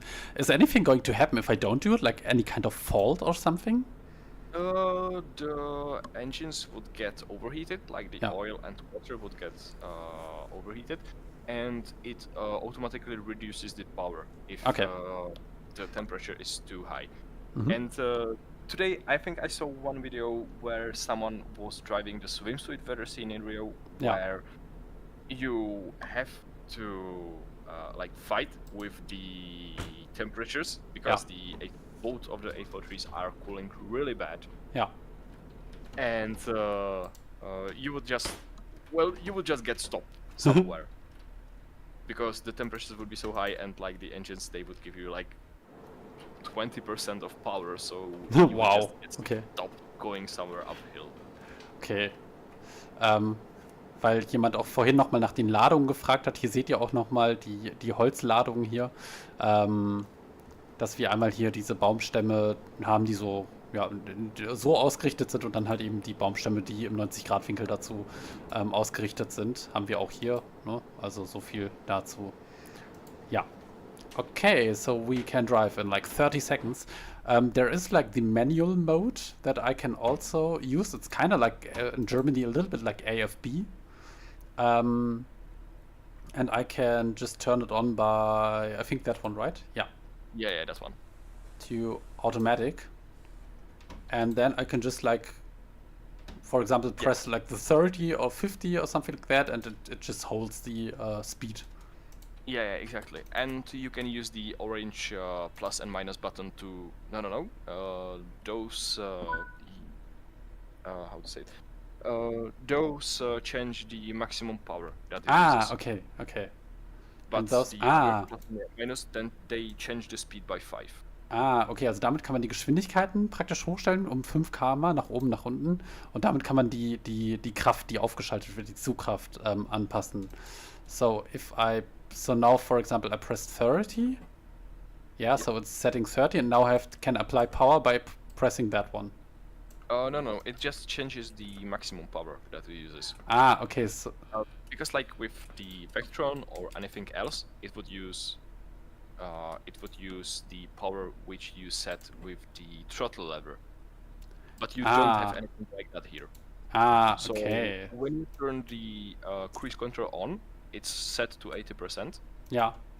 Yeah, you have to hold the lever in the S position right now.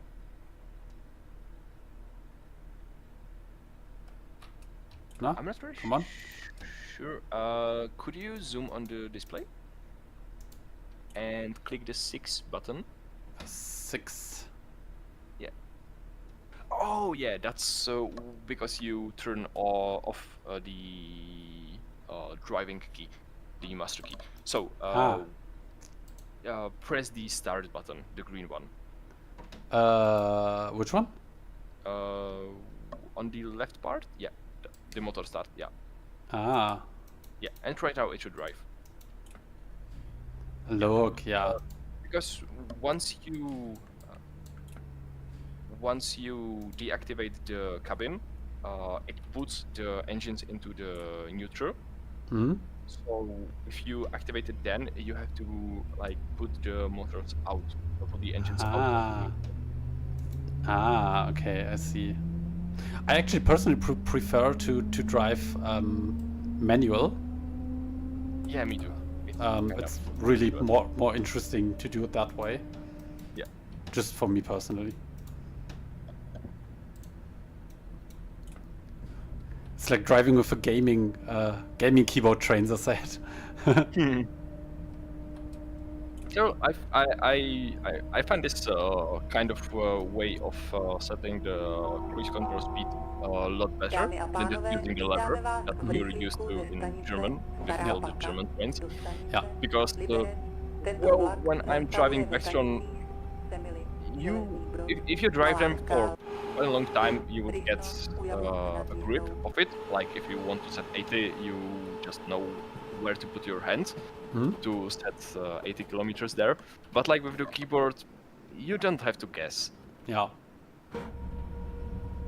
It's just with the keyboard, it's really simple to do that. Yeah, absolutely, yeah.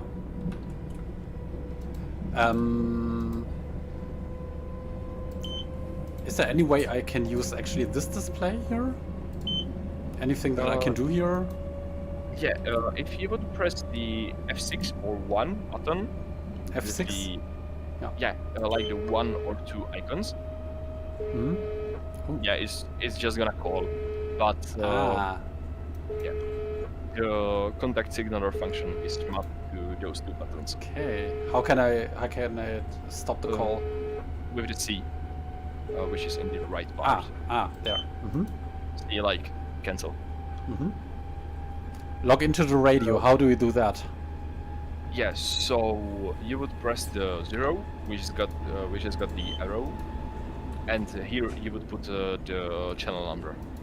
Which so, is like right now it's 62, which is tuned correctly. Yeah.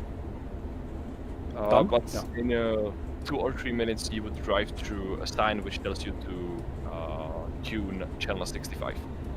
Okay. And the fun thing is, the contact signaler function would work only if you have the channel set correctly. Okay. Wait, so how do I find out which channel is the right one? The correct one? So in the right corner, you see the text which says Stuha. And there is yes. a number 22. Yeah. Yeah, so the first number is the 21, that is the simplex channel. Mm-hmm. And the second number, that's the radio channel, the general radio. Mm-hmm. Okay. Okay. Right now, yeah. This route, it isn't equipped with the GSMR, which you would see on most of the main lines. And right now, you would see GSMR on most of all the lines in GKR. But this train has GSMR, and if you guys would ever do like another Czech route with GSMR and this train would be driving there, that would probably work, right? Yeah, exactly.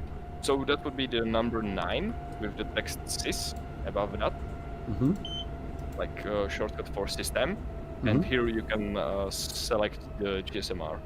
Okay, also man kann sich theoretisch ins GSMR einloggen, das ist verbaut, aber auf der Strecke gibt es halt kein GSMR. Deshalb funktioniert es auch nicht. Genau, und wir sind halt, so the one we are using is TRS, right? Yeah, exactly. Okay. How can I go back? C. With the C. Yeah. With this radio, if you need to go back, it's always the C. And with the class 750, there is the orange button with text that says null. And it works like a kind of a backspace or escape on keyboard would work. And about this display here, what can we find out here? Because I've clicked a little bit through the displays, there's a lot of stuff. Interrupt you, but right now you would drive through the sign which tells you to change to this channel 65. Yeah, we've seen that one. It's a sign with a telephone. Ja, also wenn man praktisch hieran vorbei fährt, an diesem Schild, hier mit dieser 65 zum Beispiel, da muss man praktisch im Führerstand, im Funkgerät dann umstellen auf Kanal 65. So we have to go back here to that one and change to 65. Yeah, exactly. Okay, cool. In reality, you would be supposed to do a radio check, which you would do if you would press the D button. That would be the 3. Yeah, and 1. 3 and... No, wait. 3 and 1. 3. Yeah. And as it goes, you would press 1 and C. As you hear it calling. Yeah. Yeah. Okay. So that means it's working. Okay. Yeah. This way you would do the radio check with the dispatcher. Ah, okay. Interesting. But like the game, it doesn't punish you in any way if you want to do that. And in the display, which you asked me previously, you see a lot of technical stuff. I have, if you would, I don't know, you can press any key you want to look into. Wow. Yeah, it's a lot of shortcuts. Yeah. I have described those in the manual, but like, to be honest, even most people driving the Class A43 in real life don't really know what all of those mean. Okay. Nice. You don't really need to know that. If you would look into the pohon page, which is the key 3. Wait, just let me slow down a little bit. We're too fast. Okay, like, I think we're good. Yeah? Yeah, if you would look at this page, in the right upper corner, you see the V1 to V4 values. Currently it says 669, all 4 of those. Yeah. Yeah, so that is speed. It's like 67.0. Okay. Hier sehen wir unsere Geschwindigkeit, also 671, das ist in diesem Falle 67,1 km/h. Okay, yeah, got it. The A1 to A4, that's acceleration, as it's measured on all of the axles. Genau, also wir haben 4 Achsen und hier wird die jeweilige Beschleunigung gemessen. Also Minus heißt, es wird langsamer, Plus heißt, es wird schneller. The N1 to N4, that's the axle diameter. That's always gonna be 750. Also der Achsdurchmesser, glaube ich, würde man vielleicht sagen. Ja. And like the rest of the shortcuts, that's mostly it's it shows you how to say it, the position of some control elements. Like if you would look in the leftmost column and you would look for the řízení, yeah, that's right, where you have the cursor, you would see the S, J, B, VE, and VP positions. So right now you have the throttle and brake lever in the J position. Yeah. And you see that there is a star on the right side of it. Yeah, and it's changing. Ja, okay. Yeah, also das exactly. zeigt uns gerade praktisch an, auf welcher, wo wir den Beschleunigungs- und Bremshebel, den Geschwindigkeits- und Bremshebel haben. Also wenn wir Leistung aufschalten, dann geht es in S hoch und dann wieder zurück nach J zum Beispiel. Ja. Yeah, and if you would look at the pohon page, which is the key 3. Pohon? Yeah, this is actually a debug screen of the traction regulator. So like on the 2 of the right columns, that's physical values of the engine 1 and engine 2. Like the otáčky, the first thing that's there is the RPM. Ah, okay. Also das, was wir hier sehen, sind praktisch die Anzeigen für den Motor. Und das erste, was wir sehen, ist die Drehzahl, die wir gerade haben. Ja? Yeah, the Proud, which is below that, that's the traction current, or I think it's Strom in German. Mhm. Yeah, Richel 1 and 2, that's speed of Axle 1 and 3 and 2 and 4. Genau, also hier sehen wir wieder die Achsgeschwindigkeiten, die sind auch immer das gleiche wie hier oben links bei unserer Geschwindigkeit, ja? Yeah, and with the shortcuts, I think the most important one would be, I think it's the 5th column. 1, 2, 3, 4, 5, that one, Yeah. lock in C. Yeah, log in C, and it's in the lower part, the RUO. There is a star there. Yeah. RUO, so ja.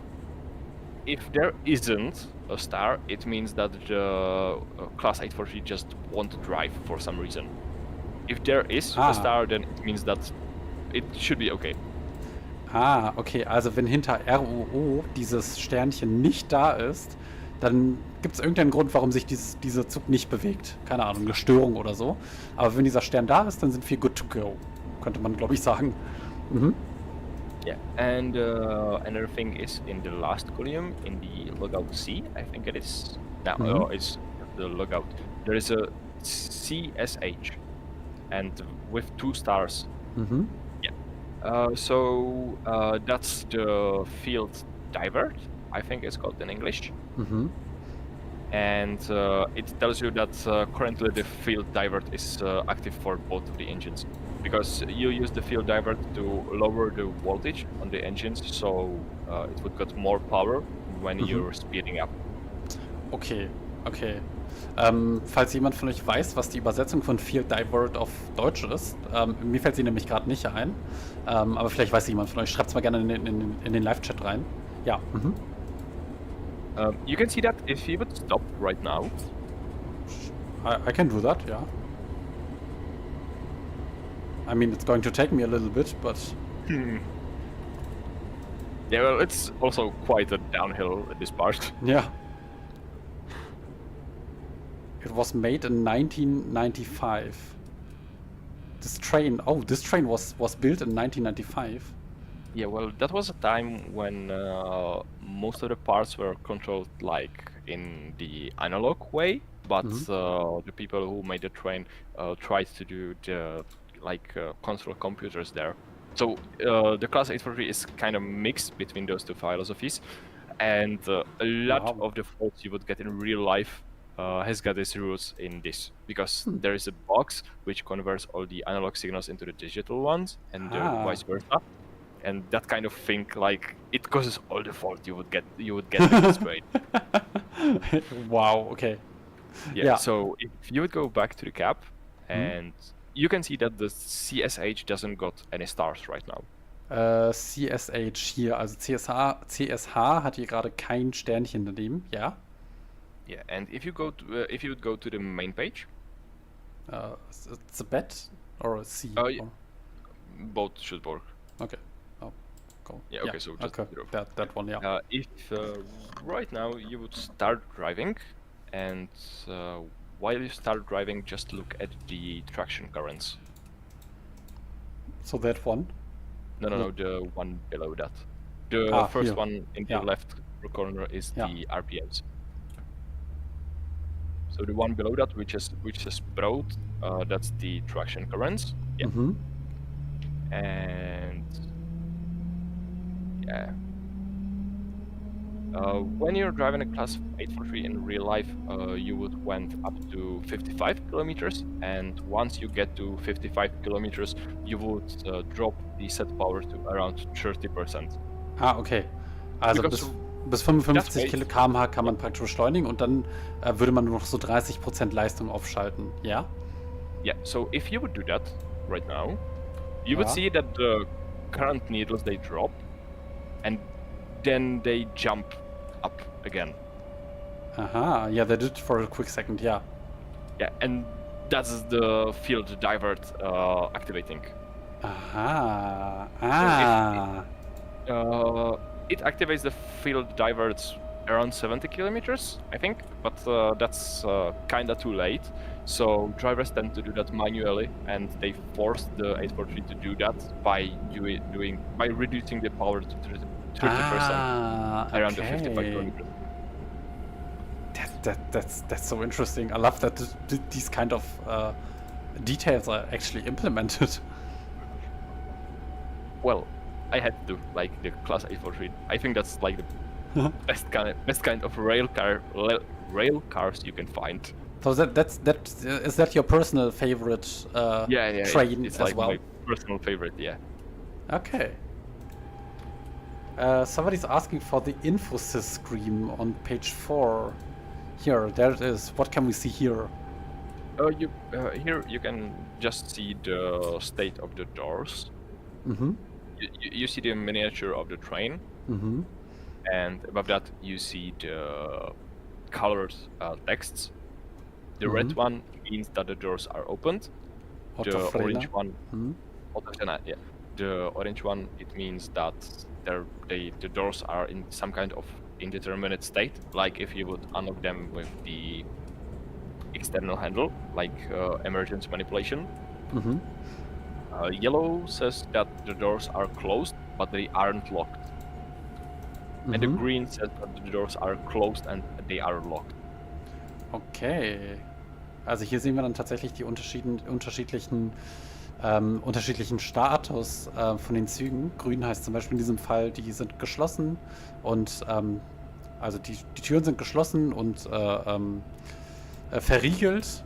Rot heißt zum Beispiel, die Türen sind offen, und das Orangene heißt, der Zug weiß nicht genau, was mit den Türen ist. Zum Beispiel wenn jemand mit einer Notverriegelung die Tür aufmacht und so. Also das kann man tatsächlich hier nachvollziehen.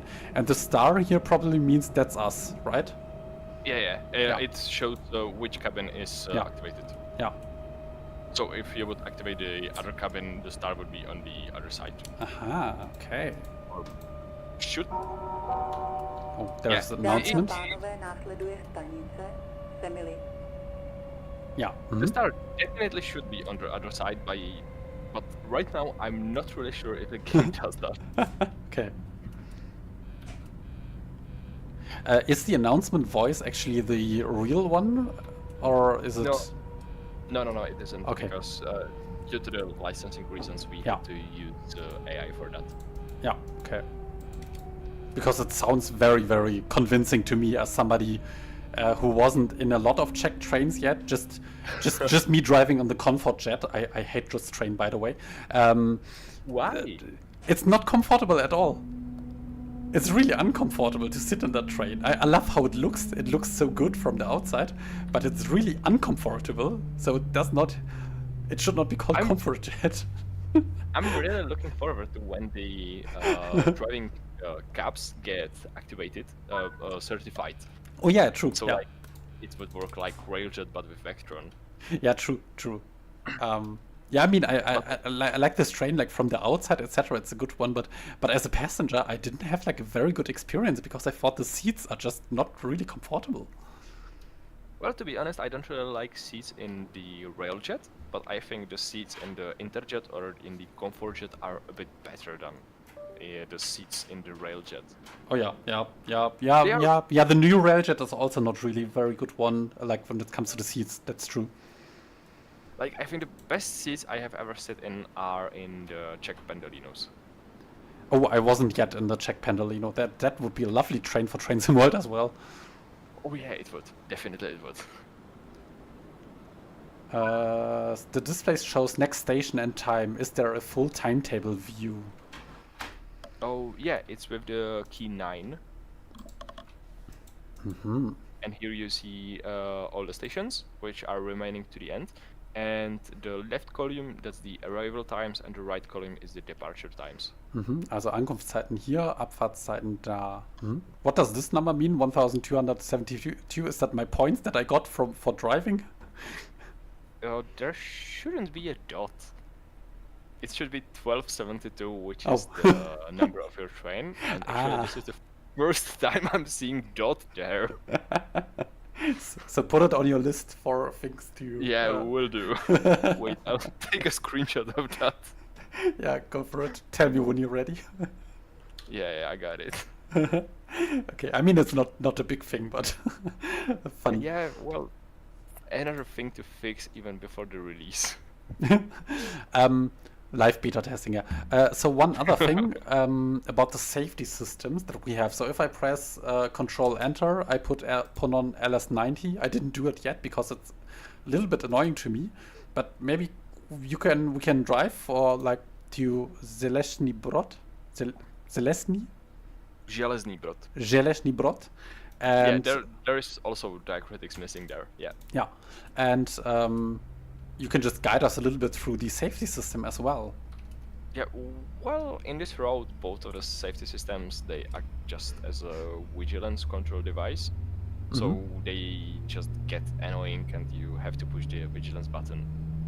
So it's that one. And I do have to push it like all the time, or just when it's ringing, or when do I have to push it?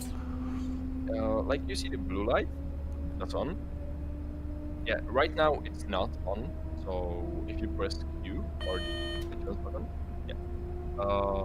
you see right now the blue light. Yeah, there. Yeah. Yeah. And once it extinguishes, you should press. You have time until it makes the sound. Then you have, I think, 3 to 5 seconds. Not really sure what's the time exactly. And those 3 to 5 seconds, it does the sound. And if you fail to press the button at the time, then it will apply the emergency brake. Okay, so let's get an emergency brake, and we can go through. Wait, she's doing like a announcement.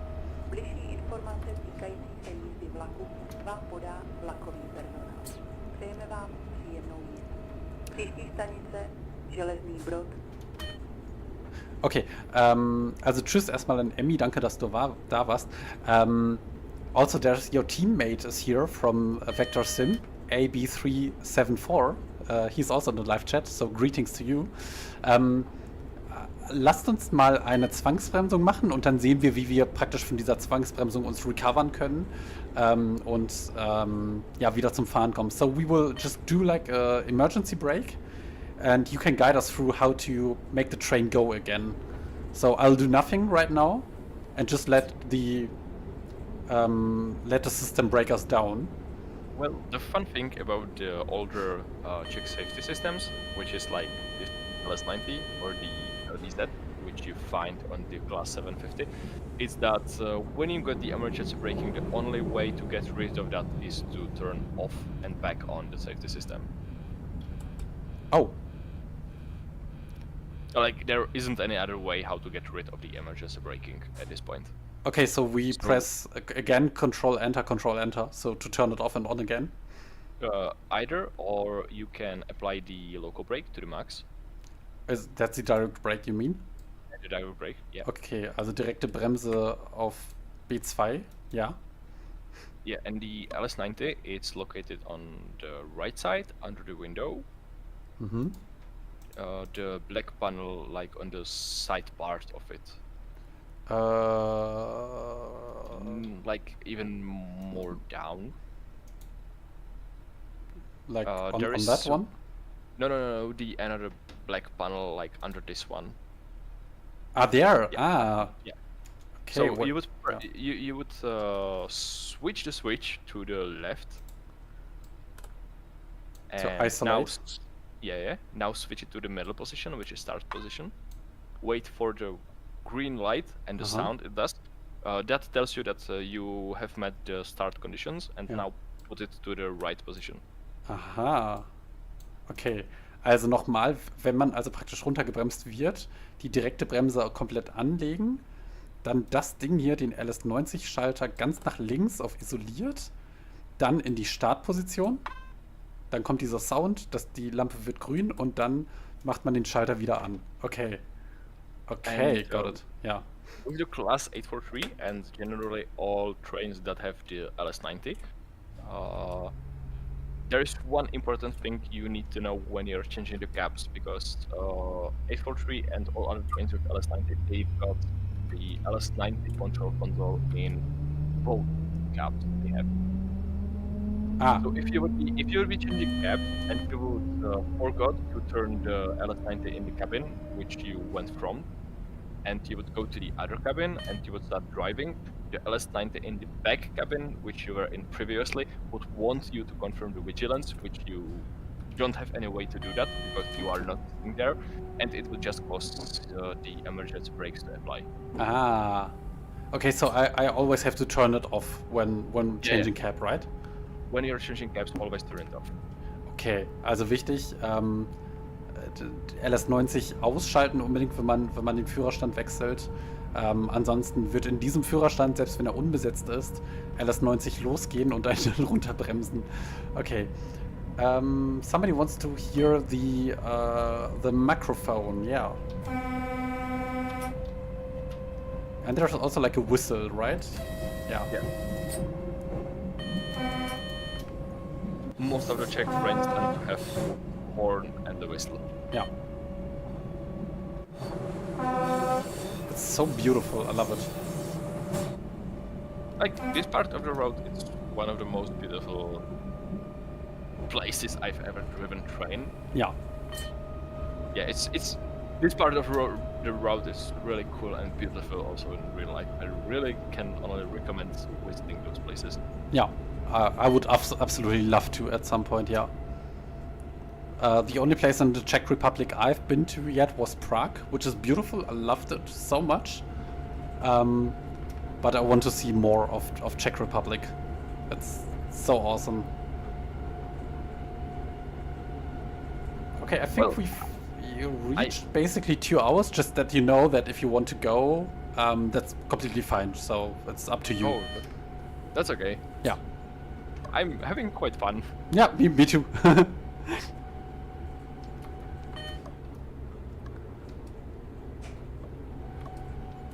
Okay, we too fast, so yeah. Are there any Easter eggs on that route? Without spoiling us. If I would tell you where the Easter eggs are, then they wouldn't be Easter eggs. But there are Easter eggs. Yeah, there are some. Oh, these are 2 different wagons, right? They have different colors, at least on the roofs. I just seen that for the first time. It's even with the 843 in the menu. You can see that you can select 843 N1 and N2. And with the N1, you would get a blue train like you've got right now, but you would get a gray roof on the 843.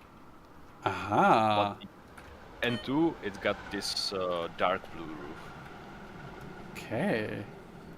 Also sehr viele unterschiedliche Lackierungen, die hier einfach mitgeliefert werden. Mit unterschiedlichen Dachlackierungen etc. Ziemlich cool. Somebody is asking about the route between Dresden and Decin, if that would be something interesting for you guys. Well, that would certainly be interesting. But like, I don't really think we are at the place when we could do something that complex. Yeah. Like, the reason we chose this route is because the traffic here isn't so complex, and we basically had to do the class 843 and the 750. Like, there are other trains which you would meet here, but we didn't include them because, like, of complexity and time reasons. And well, we didn't really choose anything more complex because we don't want to because we don't really want to route where the big stations there, they would just feel empty. Like, yeah, I think one route going from Prague, it's called the Posazavský Pacific. It's a really scenic route. You go above the Sázava River, and it's one of the prettiest routes I know. But like, it ends in Prague, and like we would do 2 vehicles there, and Prague main station would just be empty. So that's the reason we chose the Liberec to Stará Paka route. Yeah, I think that's pretty smart because I always compare it. Oh, we're a little bit too fast coming in. Let's go to the pneumatic brake. I think there's always this one route that we have from Switzerland, from Luzern to Sursee, from Rivet Games, and that one also suffers from the problem that the Luzern main station is just like a very, very big one, but this route itself only has one train and there are no layers at all. So we have this very big station, but only just like one regional train in this very big station. So it always looks off. So I really wouldn't want like a route with Prague or something like that as a first route, because it will never have like its full potential out there, because you don't have enough trains for such a big station as a first route. Same as, like, for example, Amsterdam station. I'm happy that Dovetail did not do Amsterdam as the first Dutch route, but another one where they can build up their train catalog for a new country, and then maybe at some point do a route for Amsterdam. Same as you maybe can do a third or fourth maybe route then in Prague, because then you probably have enough trains at that point to have like a proper Prague main station, right? Yeah, like I get the complaints that we haven't really done such a complex route, but like it's better to do something smaller and have the trains, and when with each project go with something bigger and bigger, then just go to the capital city and have 2 trains there. Yeah. Yeah, like, because some people would be happy that we have done Prague, but a lot of people would be complaining that the Prague main station is empty. Yeah, absolutely. And as you've mentioned, that's the same with the Amsterdam. Like, yeah, I would absolutely love to see the HSL do it. Yeah, same. Brussels to Amsterdam, like, oh my god, that's so cool. That would be so cool. But I get it, because you can do Amsterdam if you don't have the trains for that. Yeah, absolutely. You just need like a lot of trains progressively, as Raphael says. Dámy a pánové, vítáme vás v rychlíku ze stanice Stará Paka do stanice Liberec. Tento vlak zastavuje ve stanicích Malá Skála, Turnov, Rychnov, u Jablonce nad Nisou, Liberec. Bližší informace týkající se jízdy vlaku vám podá vlakový personál. Přejeme vám příjemnou jízdu. Příští stanice Malá Skála. Yeah, so I love it. The only thing that I don't like is the LS90. It's such an annoying safety system. Yeah, well, but in reality, it's much better than SIFA. Like, yeah, you have pressed it a lot of times, but like when you're holding the throttle and brake lever in your right hand, you can also push the vigilance button on the right with the right hand. Yeah. So like you don't even have to put your hand from the lever down. You just have, I don't know, you would bend your arm in a wrist, and that's like enough to... Yeah, got it. Yeah, true. I didn't think about it, yeah. Cool that they have it on both sides, actually. Yeah. Yeah. And like the cool thing is that, well, you can stand up and go to the left part of the cabin if you have your bag there, and you can just put, I don't know, your foot out of the bag. But if you would be driving with Zifa, you can't let the Zifa lever unpressed for more than 4 seconds, so you can't really do that. So I could just like stand up and still have like one hand on that one here and go there on that side, right? You don't really need to have your hand on the button. You just can stand up and press the button if it needs to be pressed. True.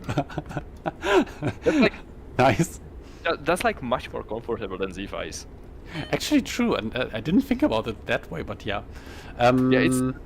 This is a kind of thing that you won't think about if you're playing with trains in a game, but like a thing you would notice if you, I don't know, you would be driving with Vectron on Zifa and then you would be driving with Vectron on Mirel, which differs because you have to hold Zifa, but you have to only press the pedal for Mirel.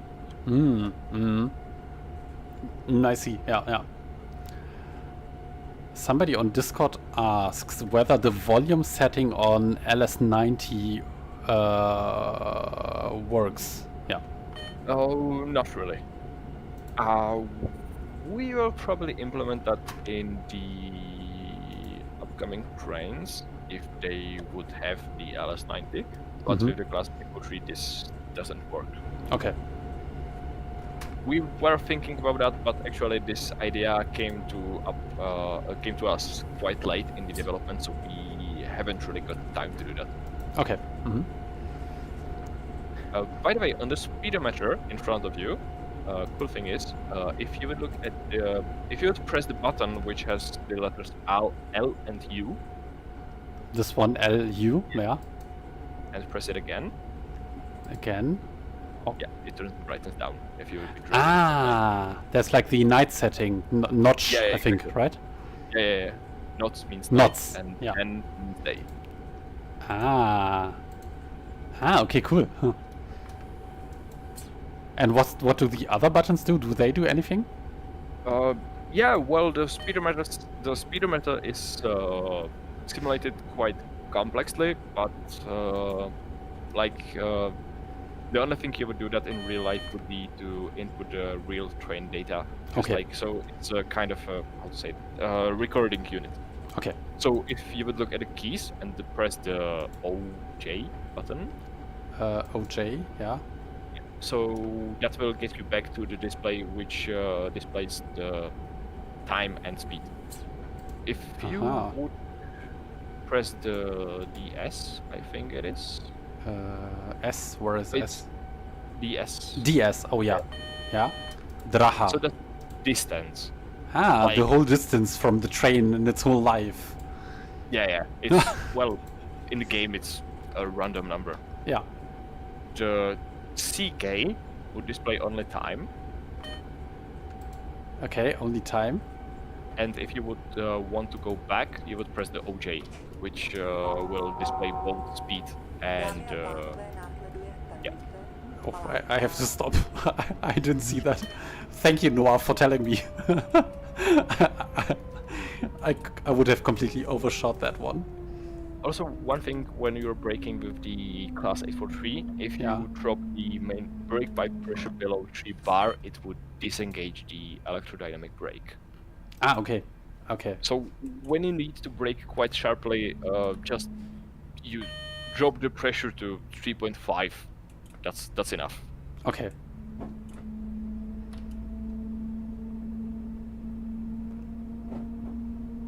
Now I was a little bit too scared. Well, like in most stations, when you want to go quite fast, it works that you would at the first junction you would use 100% of the electrodynamic braking, and then tune that with a bit of pneumatic brake. You can do quite sharp brakings with Yeah, those. I see. It's actually It brakes really well. Yeah. But just once you start braking, it takes a few seconds for the brakes to apply. It takes a few seconds for the brakes brake pressure to get up, but also it takes a few seconds for the brakes to get heated up. Okay. So tell us, what is this? What's that one? Yeah, so that is a miniature of the station. That's in mana scala. That thing is there also in real life. That's so funny. There are pictures of that. If you don't believe it, just Google it. Yeah. And we thought it would be really cool to implement that. Yeah, love it. In reality, it's quite hidden behind grass and bushes, but in the game, it's quite more pronounced. Yeah. Yeah, so the 3 wagons you see here are empty, and with one of the manipulation trains, you would be putting here 3 full wagons with coal. Okay. So, like most of the static wagons you see amongst the roads, they would change throughout the day because the manipulation trains go and pick those up or leave another wagons behind. What does it want? You don't have the doors closed. Oh, I opened it on the left side. Oops. You also see the red light on the desk, driver's desk. Yeah, right. On the right from the speedometer. Yeah. So right now the doors are closed and locked. Okay, so if the light is up, it means the doors are open. Yeah. Mm-hmm.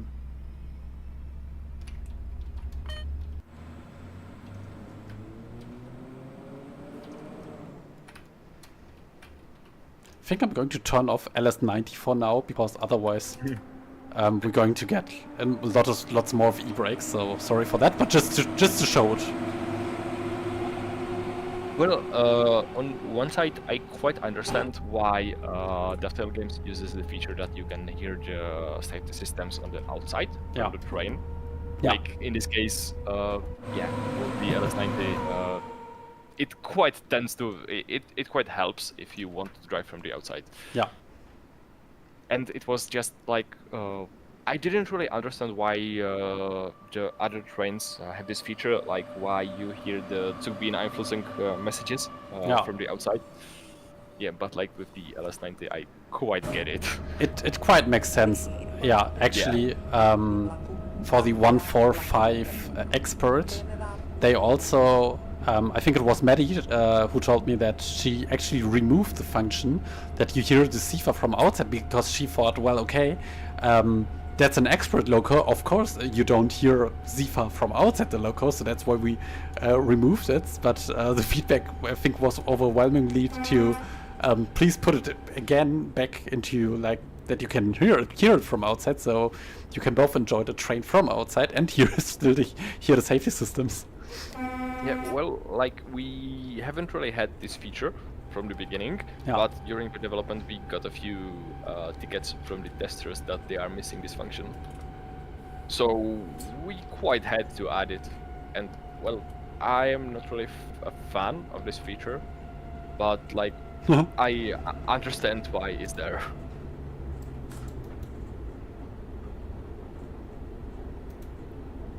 If you excuse me for a while, I have run out of water, so I need to get some water. Don't worry. Okay, so nächste halt ist Turn-Off. Ja, was haltet ihr so? Ist einer meiner Mods da und kann eine Umfrage machen? Das würde mich mal sehr interessieren, im Sinne von die Frage, die wir dann immer stellen im Laufe des Streams: Werdet ihr euch das DLC holen? Ja, nein oder in einem Sale? Oder ich kann es auch eben selbst machen. Moment mal. Umfrage starten. Einmal ganz kurz hier nochmal so. Wir sind ein bisschen zu schnell.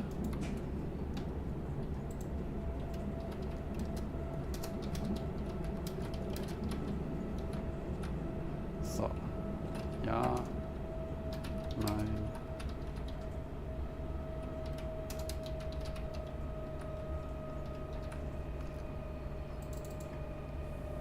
Moment, Bremse hier wieder auslösen.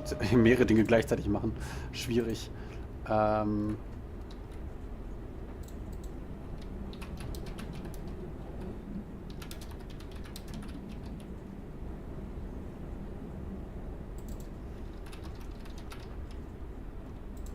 So.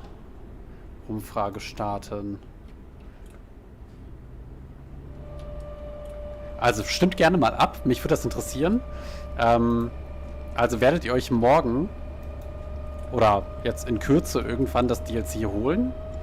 Ja, vielleicht aber eher in einem Sale oder nein. Und wenn ihr auf Nein geht, würde es mich einfach wirklich interessieren, warum nicht.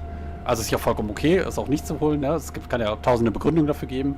Würde mich aber total interessieren, falls einer von euch die Begründung mit uns teilen möchte. Warum ihr euch das DLC holen oder nicht holen werdet. Also stimmt gerne mal einfach mal mit ab. So ein kleines Meinungsbild, Stimmungsbild interessiert mich immer sehr. Und das finde ich übrigens wunderschön hier an dieser Stelle. Hier diese Apfelbäume, an denen wir, glaube ich, vorbei... Sind das Apfelbäume? Nee, das sind keine Apfel. Doch. Nee, das sind Orangenbäume. Are these oranges? No, those are apples. No. Those are apples. Yeah, they may be oranges. We have both apple and cherry trees. I think these are the oranges. Yeah. Those may be the cherries. Oh, yeah, that could be, actually. I love it. Are there actually any moving animals? Sometimes you can see the deers. There are some spots where they can spawn. Yeah. like they spawn randomly, but not really often. Ah, yeah, I've seen one actually. Yeah, right, yeah. And like the deers, they are quite small animals, and when they are in the grass, they can be quite hidden. But they've got the animations, like animations as they are sitting, and when they are like eating the grass or just looking around. Lovely. But like there are some places you can see them, but not a lot of the places, and the chance to see them is quite low. Okay. So we've just changed the channel again. Yeah. Also, one thing I've noticed you do while driving, if you have some power set like you have right now, so you have around 90%. Yeah. If you would go to the BE or BP position, the power would immediately get set to -90. Like if you won't stop in the V position, the power would it would just get multiplied by -1. Okay, so if I go from the V setting directly to BE. It doesn't really matter if you are in B, if you are in V or J. Yeah. Only thing that matters is that if you have some kind of positive power applied. Aha. And why do I not have power right now? I think there's a reason behind it, right? That's not a bug. I've seen you talking about it. There's a special reason why we right now don't have power here. Well, I would say it is quite a bug, but it is a bug which the real 843 has. Yeah, so it's pretty typical, yeah. Yeah. For some reason, the 843, well, sometimes it just decides that, well, I don't like you driving, so just clear the power you have set. Sometimes it happens randomly, and it tends to happen more if you would go from, I'd say, 0 to 100% at once. Like if you would depart from some station and you would just put 100% of power there, there is quite a big chance that it would happen. Before it happens, you will see that one of the bogies drops the current a lot, like I don't know, about 20 or 30% for 2 or 3 seconds. If you would change your set power in those 2 or 3 seconds, then there is a chance that it won't happen and it won't drop your power back to 0. But it's not like 100% chance. Okay, yeah. Like the 843 does this in real life. It's annoying, but like as the AB374 from our team mentioned, if there is something that annoys the driver in real life, it should also annoy the players in the game. Like if you want to have the trains accurate, then the things that would annoy you in the real life should also annoy you in the game. Yeah, true. Okay, love it. The same thing is when you are cold starting the class 750. If the engine is cold, I think it's below 40 degrees Celsius, then you have to hold the start button for 60 seconds. 60 seconds? I was actually doing that in I think in one of those scenarios I tried to play. Oh, I'm stopping a little bit bad. And I pushed it for 20 seconds and I thought, okay, it's still not working. I do something completely wrong, but I have to press it for 60 seconds? Okay, I wasn't aware. No, it's not broken, it's just like you have to do that. Like with the most diesel locomotives from the Czechade, I don't really know what's the letter for C with the thing about that in English, but you have to hold the start button for 60 seconds if it's cold. Wow, okay. And sometimes like it would happen that the start circuit breaker, it just won't trip, like switch on if you need after the 60 seconds. So you would just open the electric cabinet and, well, you would press the starting contactor with broom or something wooden. Okay. Interesting. Yeah, well, those locomotives, they are like 50 years old, so Yeah. It happens sometimes with those old things. Love it. One other thing that I also noticed from my videos is that if we go into the night setting, you've changed a little bit of the way night lighting looks in Train Sim World, like especially the distance lights, and I love this effect. It looks so cool. You've done something very differently to Daftar games in this approach. I won't really lie. If you have ever played the GTA 5, yeah, you will notice that the night lights are really cool. Yeah. And I was just looking at it, and well, I thought like it isn't quite hard to do. So the lamps, they've got like a plane with a texture that is like, it's like a circle texture. So if you are near the lamp, you would see the actual lamp, but if the lamp is far from you, you would just see this circle texture. So you see those balls in the distance. And I love it. Yeah. And another thing is if you would put the clouds there. Yeah. Wait, let's do it. Clouds? Yeah. Yeah. Put it to 100%. Yeah, and maybe increase the brightness a bit so it's more pronounced. So let's do like this. Yeah. So if you would look at the clouds right above you, you would see that they are orange. Yeah. And if you would look into the distance, like you'd look right behind you. Behind me, yeah, like this. Yeah, you see the illuminated clouds. Yeah, those are the cities. Like behind those points, there are cities. Okay, wow, I didn't know that. So, also in der Distanz, wo ihr da zum Beispiel dort die Wolken seht, die so ein bisschen oranger sind an der Stelle, das sind die Stellen, wo auch Städte drüber sind. Also jetzt zum Beispiel auch hier gerade, weil wir halt eben diese Lichtverschmutzung haben, ist das auch tatsächlich reflektiert in den Wolken, wenn es bewölkt ist. Ne? Und wir sehen das dann zum Beispiel da. Und I love it. Das ist so cool. You see those 4 places, like in front of you? Yeah, 1, 2, 3, 4, those ones. Yeah, so the 4th one, like in the left and down. Yeah. So that's Liberec. Das ist Liberec, okay. Also hier vorne, da seht ihr, das ist Liberec, ja. This was kinda easy to do, but I think like it enhances the night driving a lot. Yeah, like if when you're driving, you won't see it much from the train, but if you are looking like if you are paying attention to those details, you would see that the lights are there. Wow. Okay, that's absolutely cool. I wasn't aware of that, and it's just wow.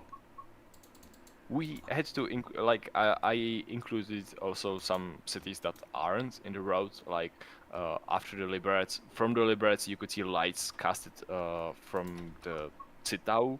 Yeah. Yeah. So in the sky, you can see some cities that aren't in the game. Okay. Yeah. It cast light to the sky. Yeah. So Liberec is somewhere there in the back. Okay. Exactly. Wow. Okay. Awesome. Okay. Closing the doors.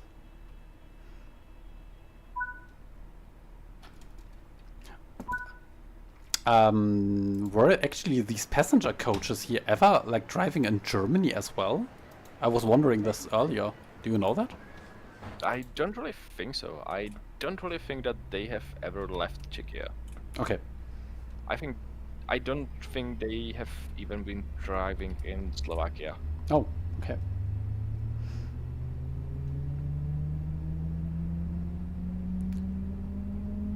How hard was it to get reference material for this train? Like the sounds and the physics and all that stuff? Well, I've got a few friends who drive the A43 in real life, okay. So it wasn't quite hard getting some like experiences from them. Okay, so yeah, you have your resources. Also, another thing that I really liked, so let's go back to the night, is like that one. This effect this is just one of this looks like an album cover.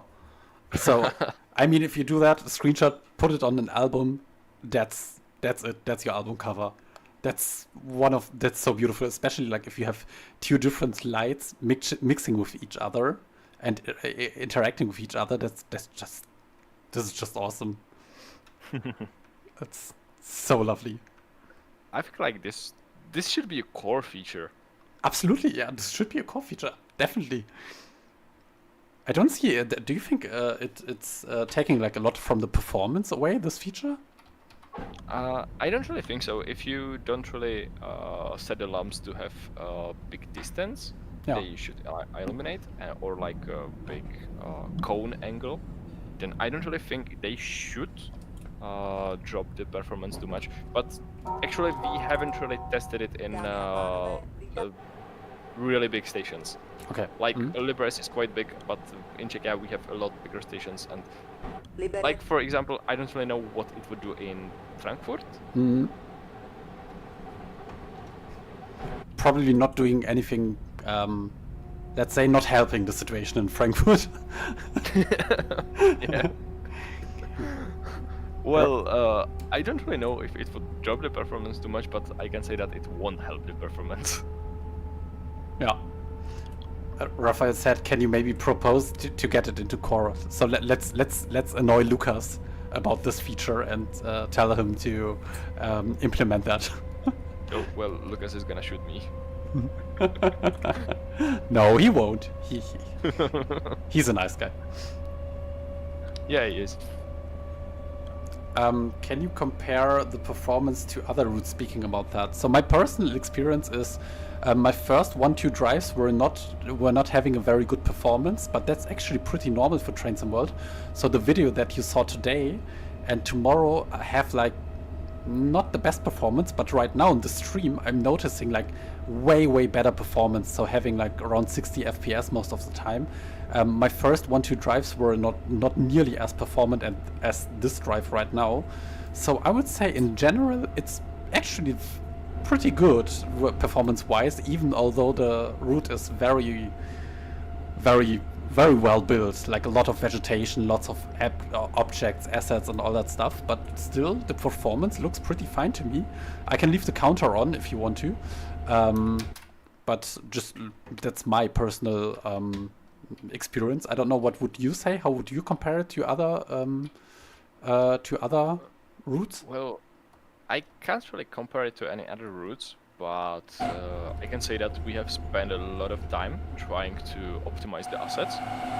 Well, that's like one of the reasons why you see the trains popping, like the trees switching lots, LODs, quite early, is because we had to optimize the road so it would run quite well.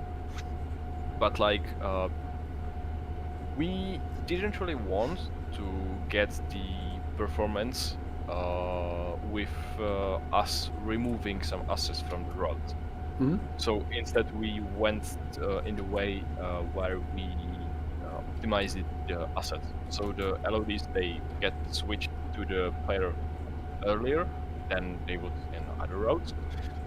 But I think in general, I hope we did a pretty good job, because I think there is a lot more vegetation that you would see than you would see in other roads. I think it runs comparably well. But like I'm waiting to get this kind of feedback from players, because we tested it on some computers and we got a decent result. But the ultimate kind of testing is releasing it to the players and getting their feedback about the performance. Ja, also wenn ihr Feedback habt zur Performance und so, bitte gebt einfach das Feedback an die Developer zurück, weil das brauchen sie halt eben, weil die auch nicht unendlich viele Maschinen haben. Wenn ihr also mit irgendwas struggelt, performance-technisch, dann bitte immer Feedback geben. Ja. Like, if you would got like bad performance here, please let us know like when and where that happened. So we won't put so much foliage into the other roads we would do. Because we don't really want to remove the assets. Yeah, I see. It's better to just not put so many assets there, but it's kind of sad to remove those things from the road. because like sometimes it's just like you took a lot of work with some of the places and some of the scenes, and then you just have to remove the things because it doesn't run well. Ja, So ja, ja. we want to avoid that. Ja. Also bitte immer Feedback geben, wenn ihr Feedback habt. Das kommt an, wo es hingehört. Ja. But as you can see, like I have like around 58, 59, 60 FPS most of the time, and I play in 4K. So if you don't even play in 4K, just like in 2K or full HD, it should be even better. So me playing in 4K with a pretty good machine, I'm having a good performance. Actually, it's even, I would say, even better than at some points in Frankfurt Hauptbahnhof, for example. That one performs worse, or yeah, some of the more recent DTG routes, which at some point had some FPS drops, but this one actually, it's pretty stable. And I was fearing that it was not, but it is. I'd say that the Liberec station is like the worst performing place of this route. We will see it in a few minutes. That's because there is a lot of tracks. So when in TSW, when there is a lot of tracks, the performance tends to go down a bit. Yeah.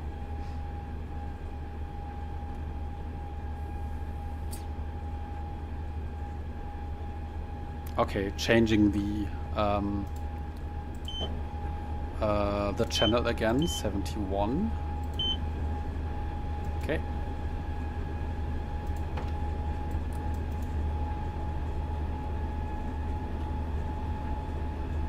Einen schönen guten Abend und mal wieder schöne Grüße aus der ER20 aus Aschaffenburg. Liebe Grüße in den ER20 nach Aschaffenburg.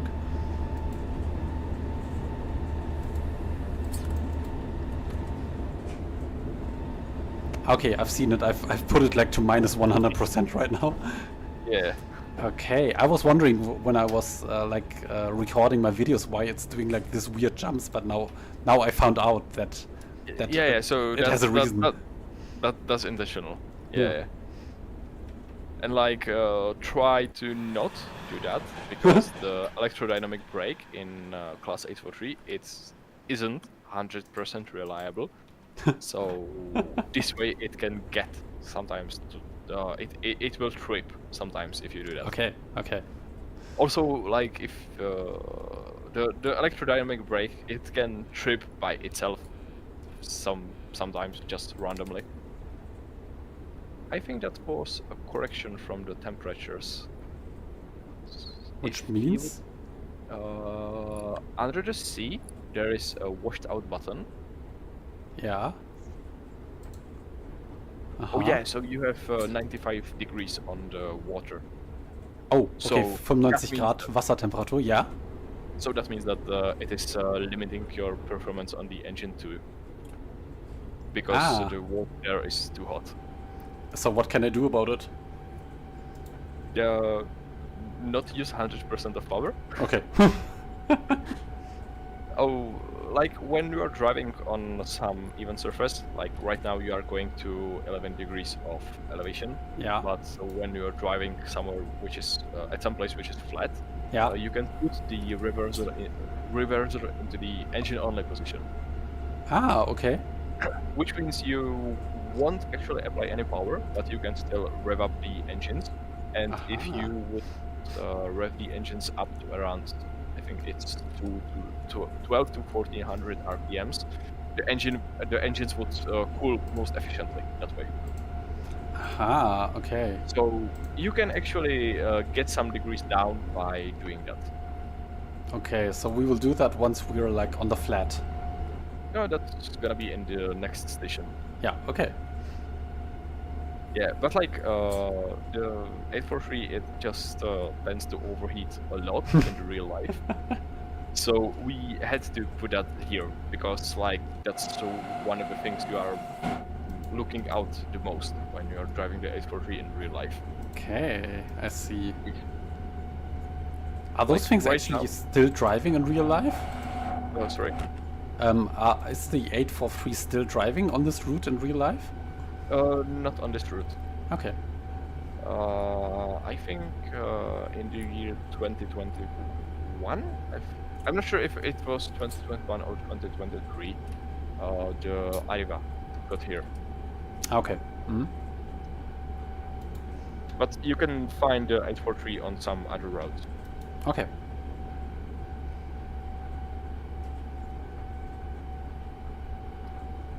I've read something in the German Wikipedia article about the 843 that especially in winter, how was it again? Oh, I think I'm not sure if I can still get it all together again, but it was saying something about like winter and icy conditions, and that every now and then the train driver in winter has to use like I think the pneumatic brakes maybe to make sure that the snow doesn't build up or something on the train, something like that.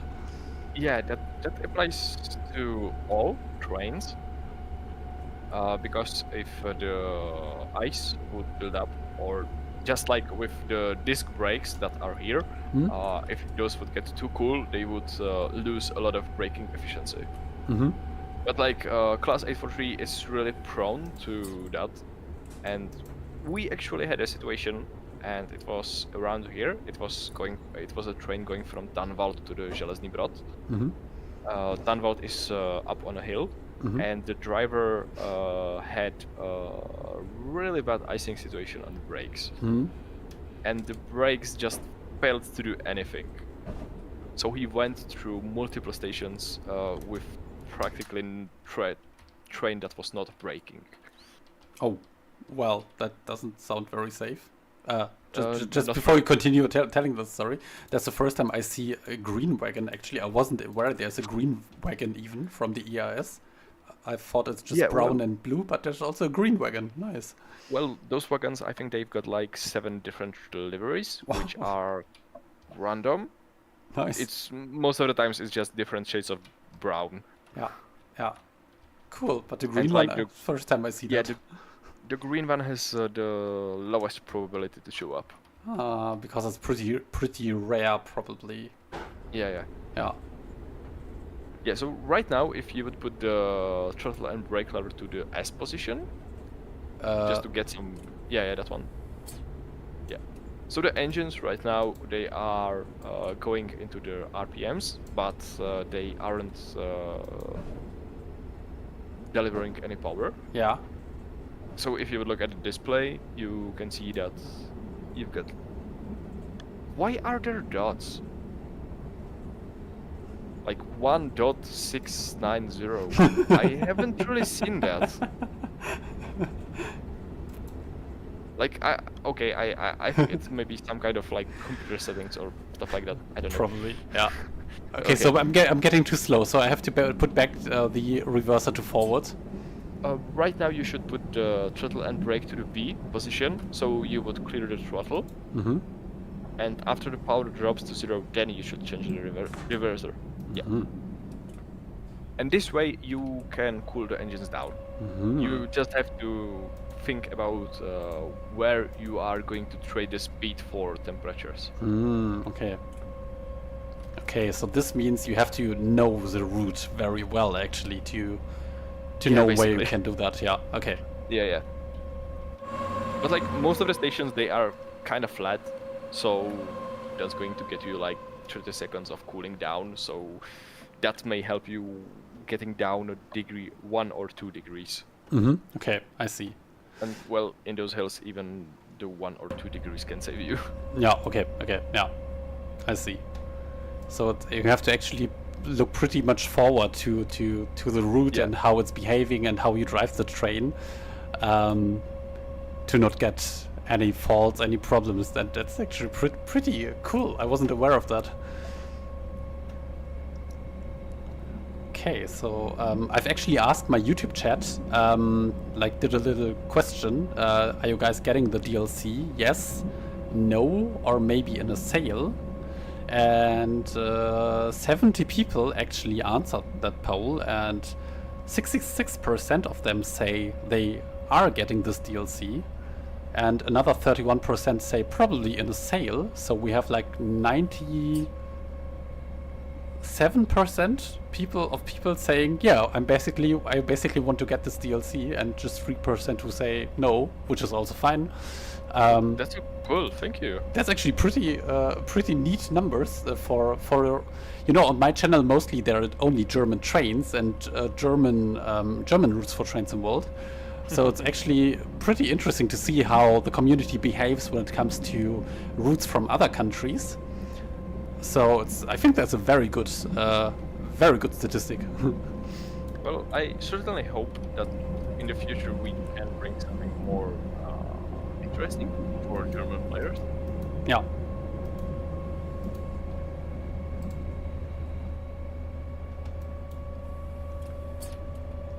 But like with the H43, I think it's kind of really unique driving experience because, as I said, as they are not really good at cooling, you quite need to check the temperatures. And I actually haven't really seen a lot of trains in the Trains in World where you would do anything like that. Yeah. 93 degrees. Well. 94. 98, that's the oil temperature. Ah, that one, okay. 98 is the oil temperature. So 99, oh god. The limits when it will start to limit you, it's 95 degrees on the water, and right now I think it's 105 on the oil. Okay, yeah, but okay. Right now I'm not sure it's set to 100 on the oil or 105 on the oil. Okay. But you would get the false message that you are getting corrections. Okay. So that's its way of telling you that yeah. Ah, there you right go. Yeah. Tells you that the water is too hot. And I have to just acknowledge it by pressing that one. Yeah. Also, we have made a component that enables you to clear, like press the red button with the same button that you use for clearing the vigilance. Okay, so if I press the same button, it does both of that at the same time. Not really both. It does either if you need to clear the vigilance, it first clears the vigilance. But if you don't need to okay. reset the vigilance and you have a failure that you want to confirm, then it first presses the red button. Okay, got it. So it depends on right now what the train wants from you, basically. Yeah, exactly. That's a beautiful house. I want to live here. Like, look of the flowers next to each other and the apple tree. That must be a beautiful life here, honestly. That's so beautiful. All the places here. It's so good. Like you guys spend so much time into like all these details around the route.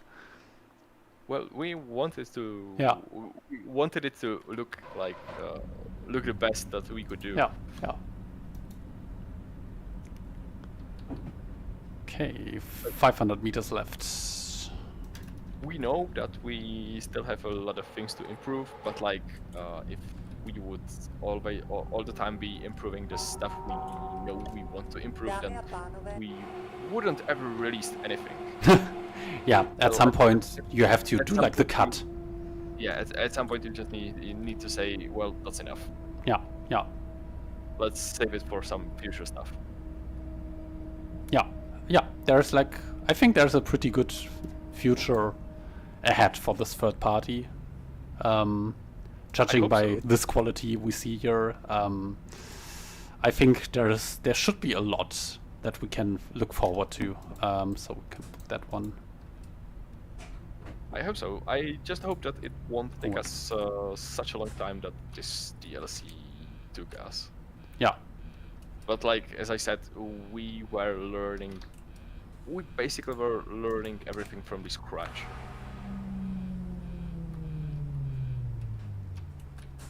Yeah.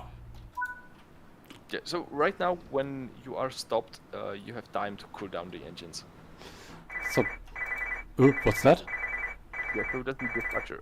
If you would press the... Yeah, okay. Oh, so, I was too slow. Yeah. At this station, the signal that you're seeing in front of you There is only one, but you see multiple tracks here. Mhm. Genau, also wir haben hier ein Signal für mehrere Gleise, ja? If you would get close to the signal, you would see a small black and white sign below that with the diagonal. Yeah, Also that's hier it. ist, And this tells you that this signal applies to multiple tracks. So when you are standing at the platform, you don't. Well, if you are on a train in a station, you know that the signal applies for you. But if there would be multiple trains, you can't be sure that the signal applies for you. So the dispatcher has to call you and tell you that the signal applies for you and that you can depart from the station. And that was the call that you were getting. Okay, I see. And you can, if you get this call, you can accept it by clicking the. How is it called? No. On the right, it's the phone. Oh wait. Yeah, on the right and up. Ah, da, ja. Yeah, you would click this thing. Ah, okay. And with that, you would accept the call, and you would get you would see like the subtitles that would tell you that you can depart this station. The thing is that the subtitle system doesn't really allow us to generate the subtitles on the run in the game. So it uses just some kind of generic message that tells you that you can depart the station. Okay.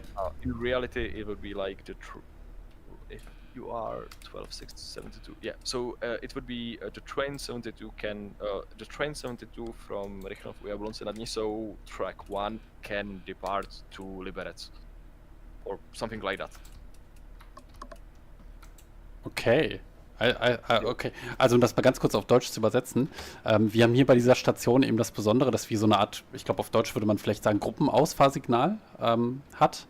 Bin mir nicht sicher, ob das die richtige Übersetzung wäre, weil wir hier mehrere Gleise haben, aber nur ein einziges Signal. Und wenn man dann praktisch einen Anruf bekommt im Führerstand, dann kann man hier auf das Telefon draufklicken und dann bekommt man praktisch die Bestätigung, das Signal ist für uns und wir dürfen fahren. Das ist vor allen Dingen dann wichtig, wenn vielleicht auf dem Gleis neben uns ja auch ein Zug stehen würde. Ja. Gruppenausfahrsignal passt. Ja, okay. So why can I not drive? What does it want from me? What did I do? Try cycling the reverser to the engine only and forward position. Okay. Yeah. Good. Well, as I said, as this train was created on the edge of the analog and digital ages, it's got some quirks, and well, sometimes it does whatever it wants to do. Love it. Okay. Okay, only 11 kilometers left, then we're in Liberec. Then we can call it a day. So we made it 3 hours either way, although both of us didn't want to. Oh yeah, I see what the time is. Yeah. Oops.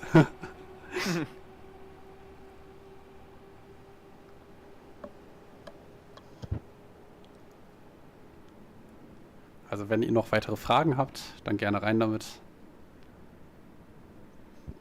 Jetzt wäre der Zeitpunkt.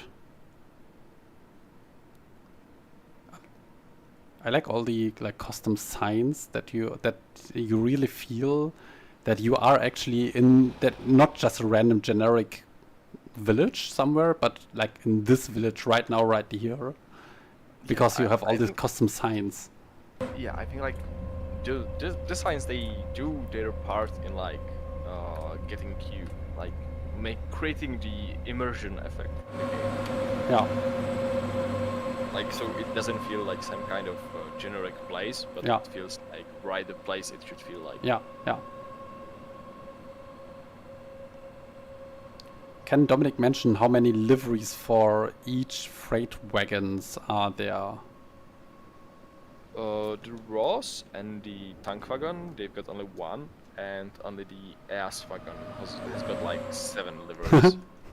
Nice. But like it's I'm not really sure if we have done it the right way, because it doesn't use any kind of substitutions. It's just it uses random textures. So like you can't really select if you want the green as, or if you want the blue or brown one, it's just random.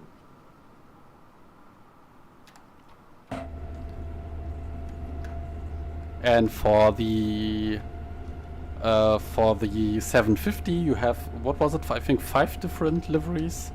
Yeah, it was 5.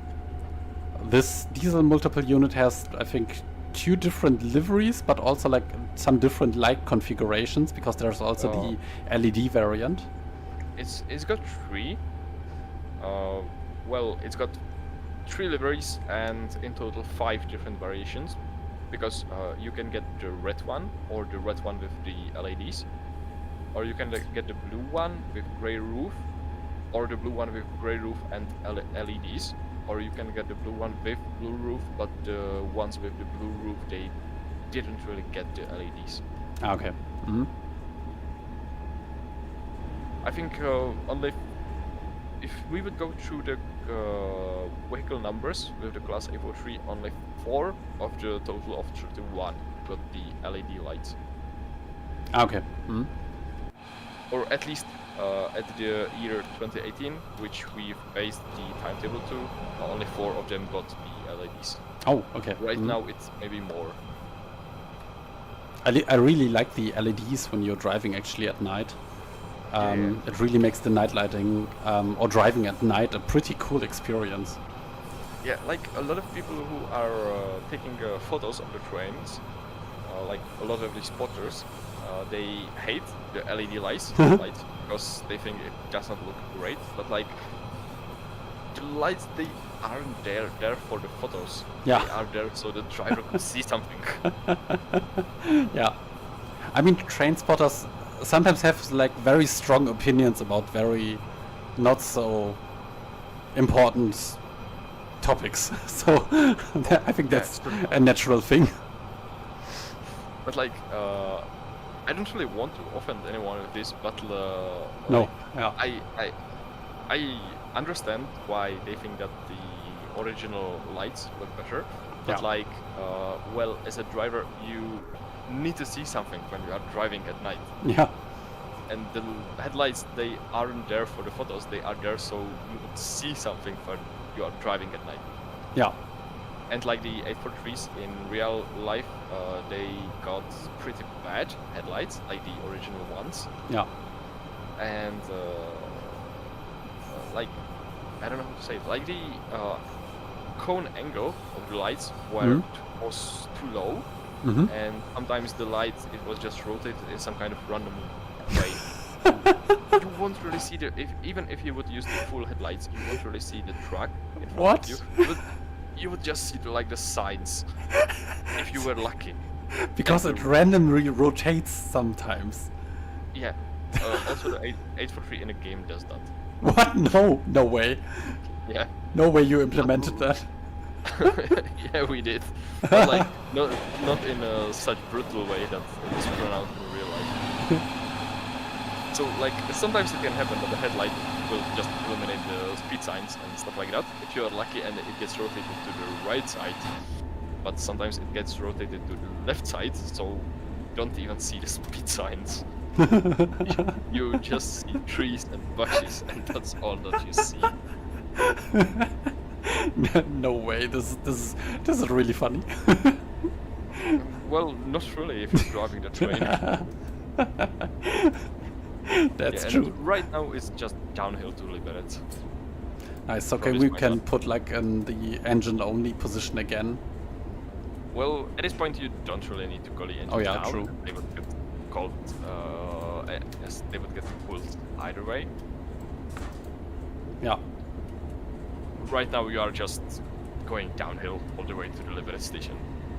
Liberec, we are coming, yeah. Redstonia said, no question, just huge respect for creating a route with this amount of detail. Oh, thank you. The people are loving it.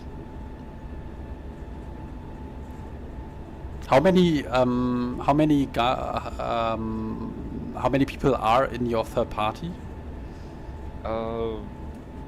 If I would include even the people that tested the road for us, I would say that more than 10. I think like 13 or 14. But most of the time we spent on the road in 5 or 6 people. And like two of us used like two of us worked like as a full-time job on this, and the remaining sometimes they got time to do that, sometimes they haven't got the time to do that. So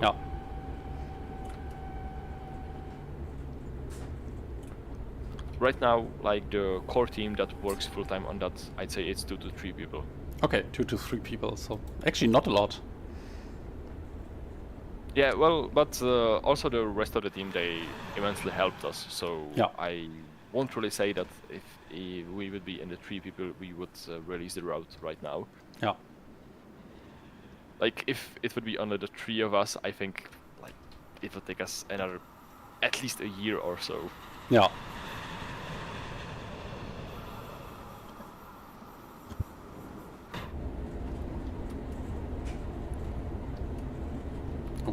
Jakub asks something, I think, in Czech language. Can't read that, but you can.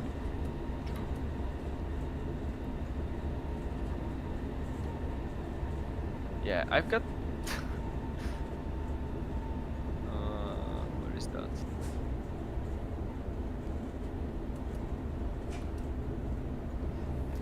I don't really see that question. I could try to read it to you, but I don't think that's a good idea. It's like pretty... I don't really see anything in Czech in the chat. Wait, I can maybe write it to you. Let me write that one on Discord. Yeah, so just copy paste it into the chat from us in Discord. Oh, they already solved it in the chat. Okay. Yeah, okay. He's asking when the route is coming out. Okay. Tomorrow. Yeah. Yeah. Zitra? Zitra. Oh, so the Z is pronounced Z. Yeah, exactly. Zitra. Okay. Oh, a bit too fast.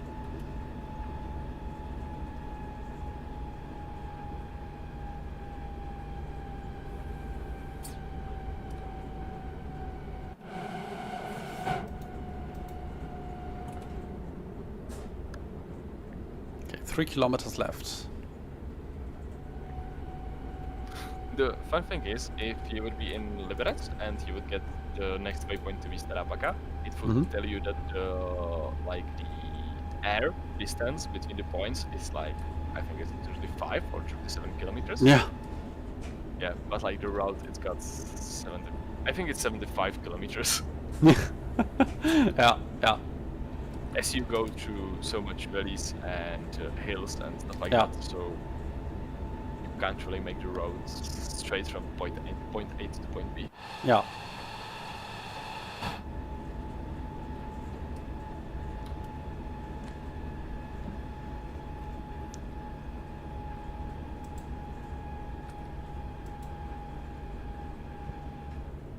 So, what are your feelings right now? You've like developed with your team for quite a lot of time this route, and tomorrow it's coming out. Like, do you feel proud? Do you feel happy? Are you scared? What are your feelings right now towards tomorrow because of the release? Like, I would say all of those feelings. Yeah.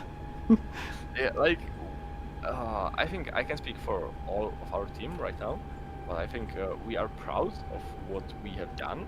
Yeah. And we are happy that we have actually managed to do that. But also, I'd say that we are quite scared. I don't really know if it's scared is the right word. Yeah. But like, we don't really know what to expect. Like, Yeah. this is the first thing we have done for the TSW, Yeah. and we don't really know what to expect, like from the reviews and from all the feedback that we would be getting. Yeah. Like, we are quite worried whether we have actually done a great job with the road, and I don't really want this to be like another I don't want this route to be DLC which would get released with a lot of bugs and people would complained that it got release broken. Yeah. So I'd say that we are pretty curious about the kind of feedback that we'll be getting. Yeah, yeah. But if like for my personal opinion, I would say at least playing on PC, I don't see any game rating big major bugs. Nothing that's really annoying at all.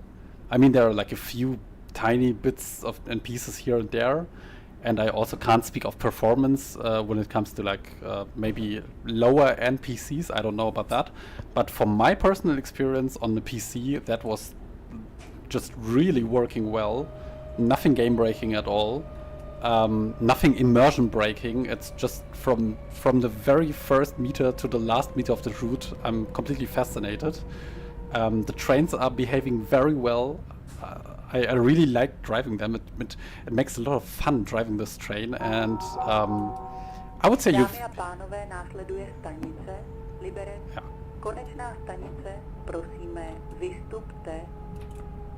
Yeah, so I would say that all in all, you guys did a great job. I don't know like how it's going to do on console, because sometimes only some bugs happen on console, especially when it comes to performance and stuff. I don't know. Can't comment on that, but I mean, it's pretty well done. Thank you. We've seen that in the QA. We actually had to remove one scenario that we were intending to release.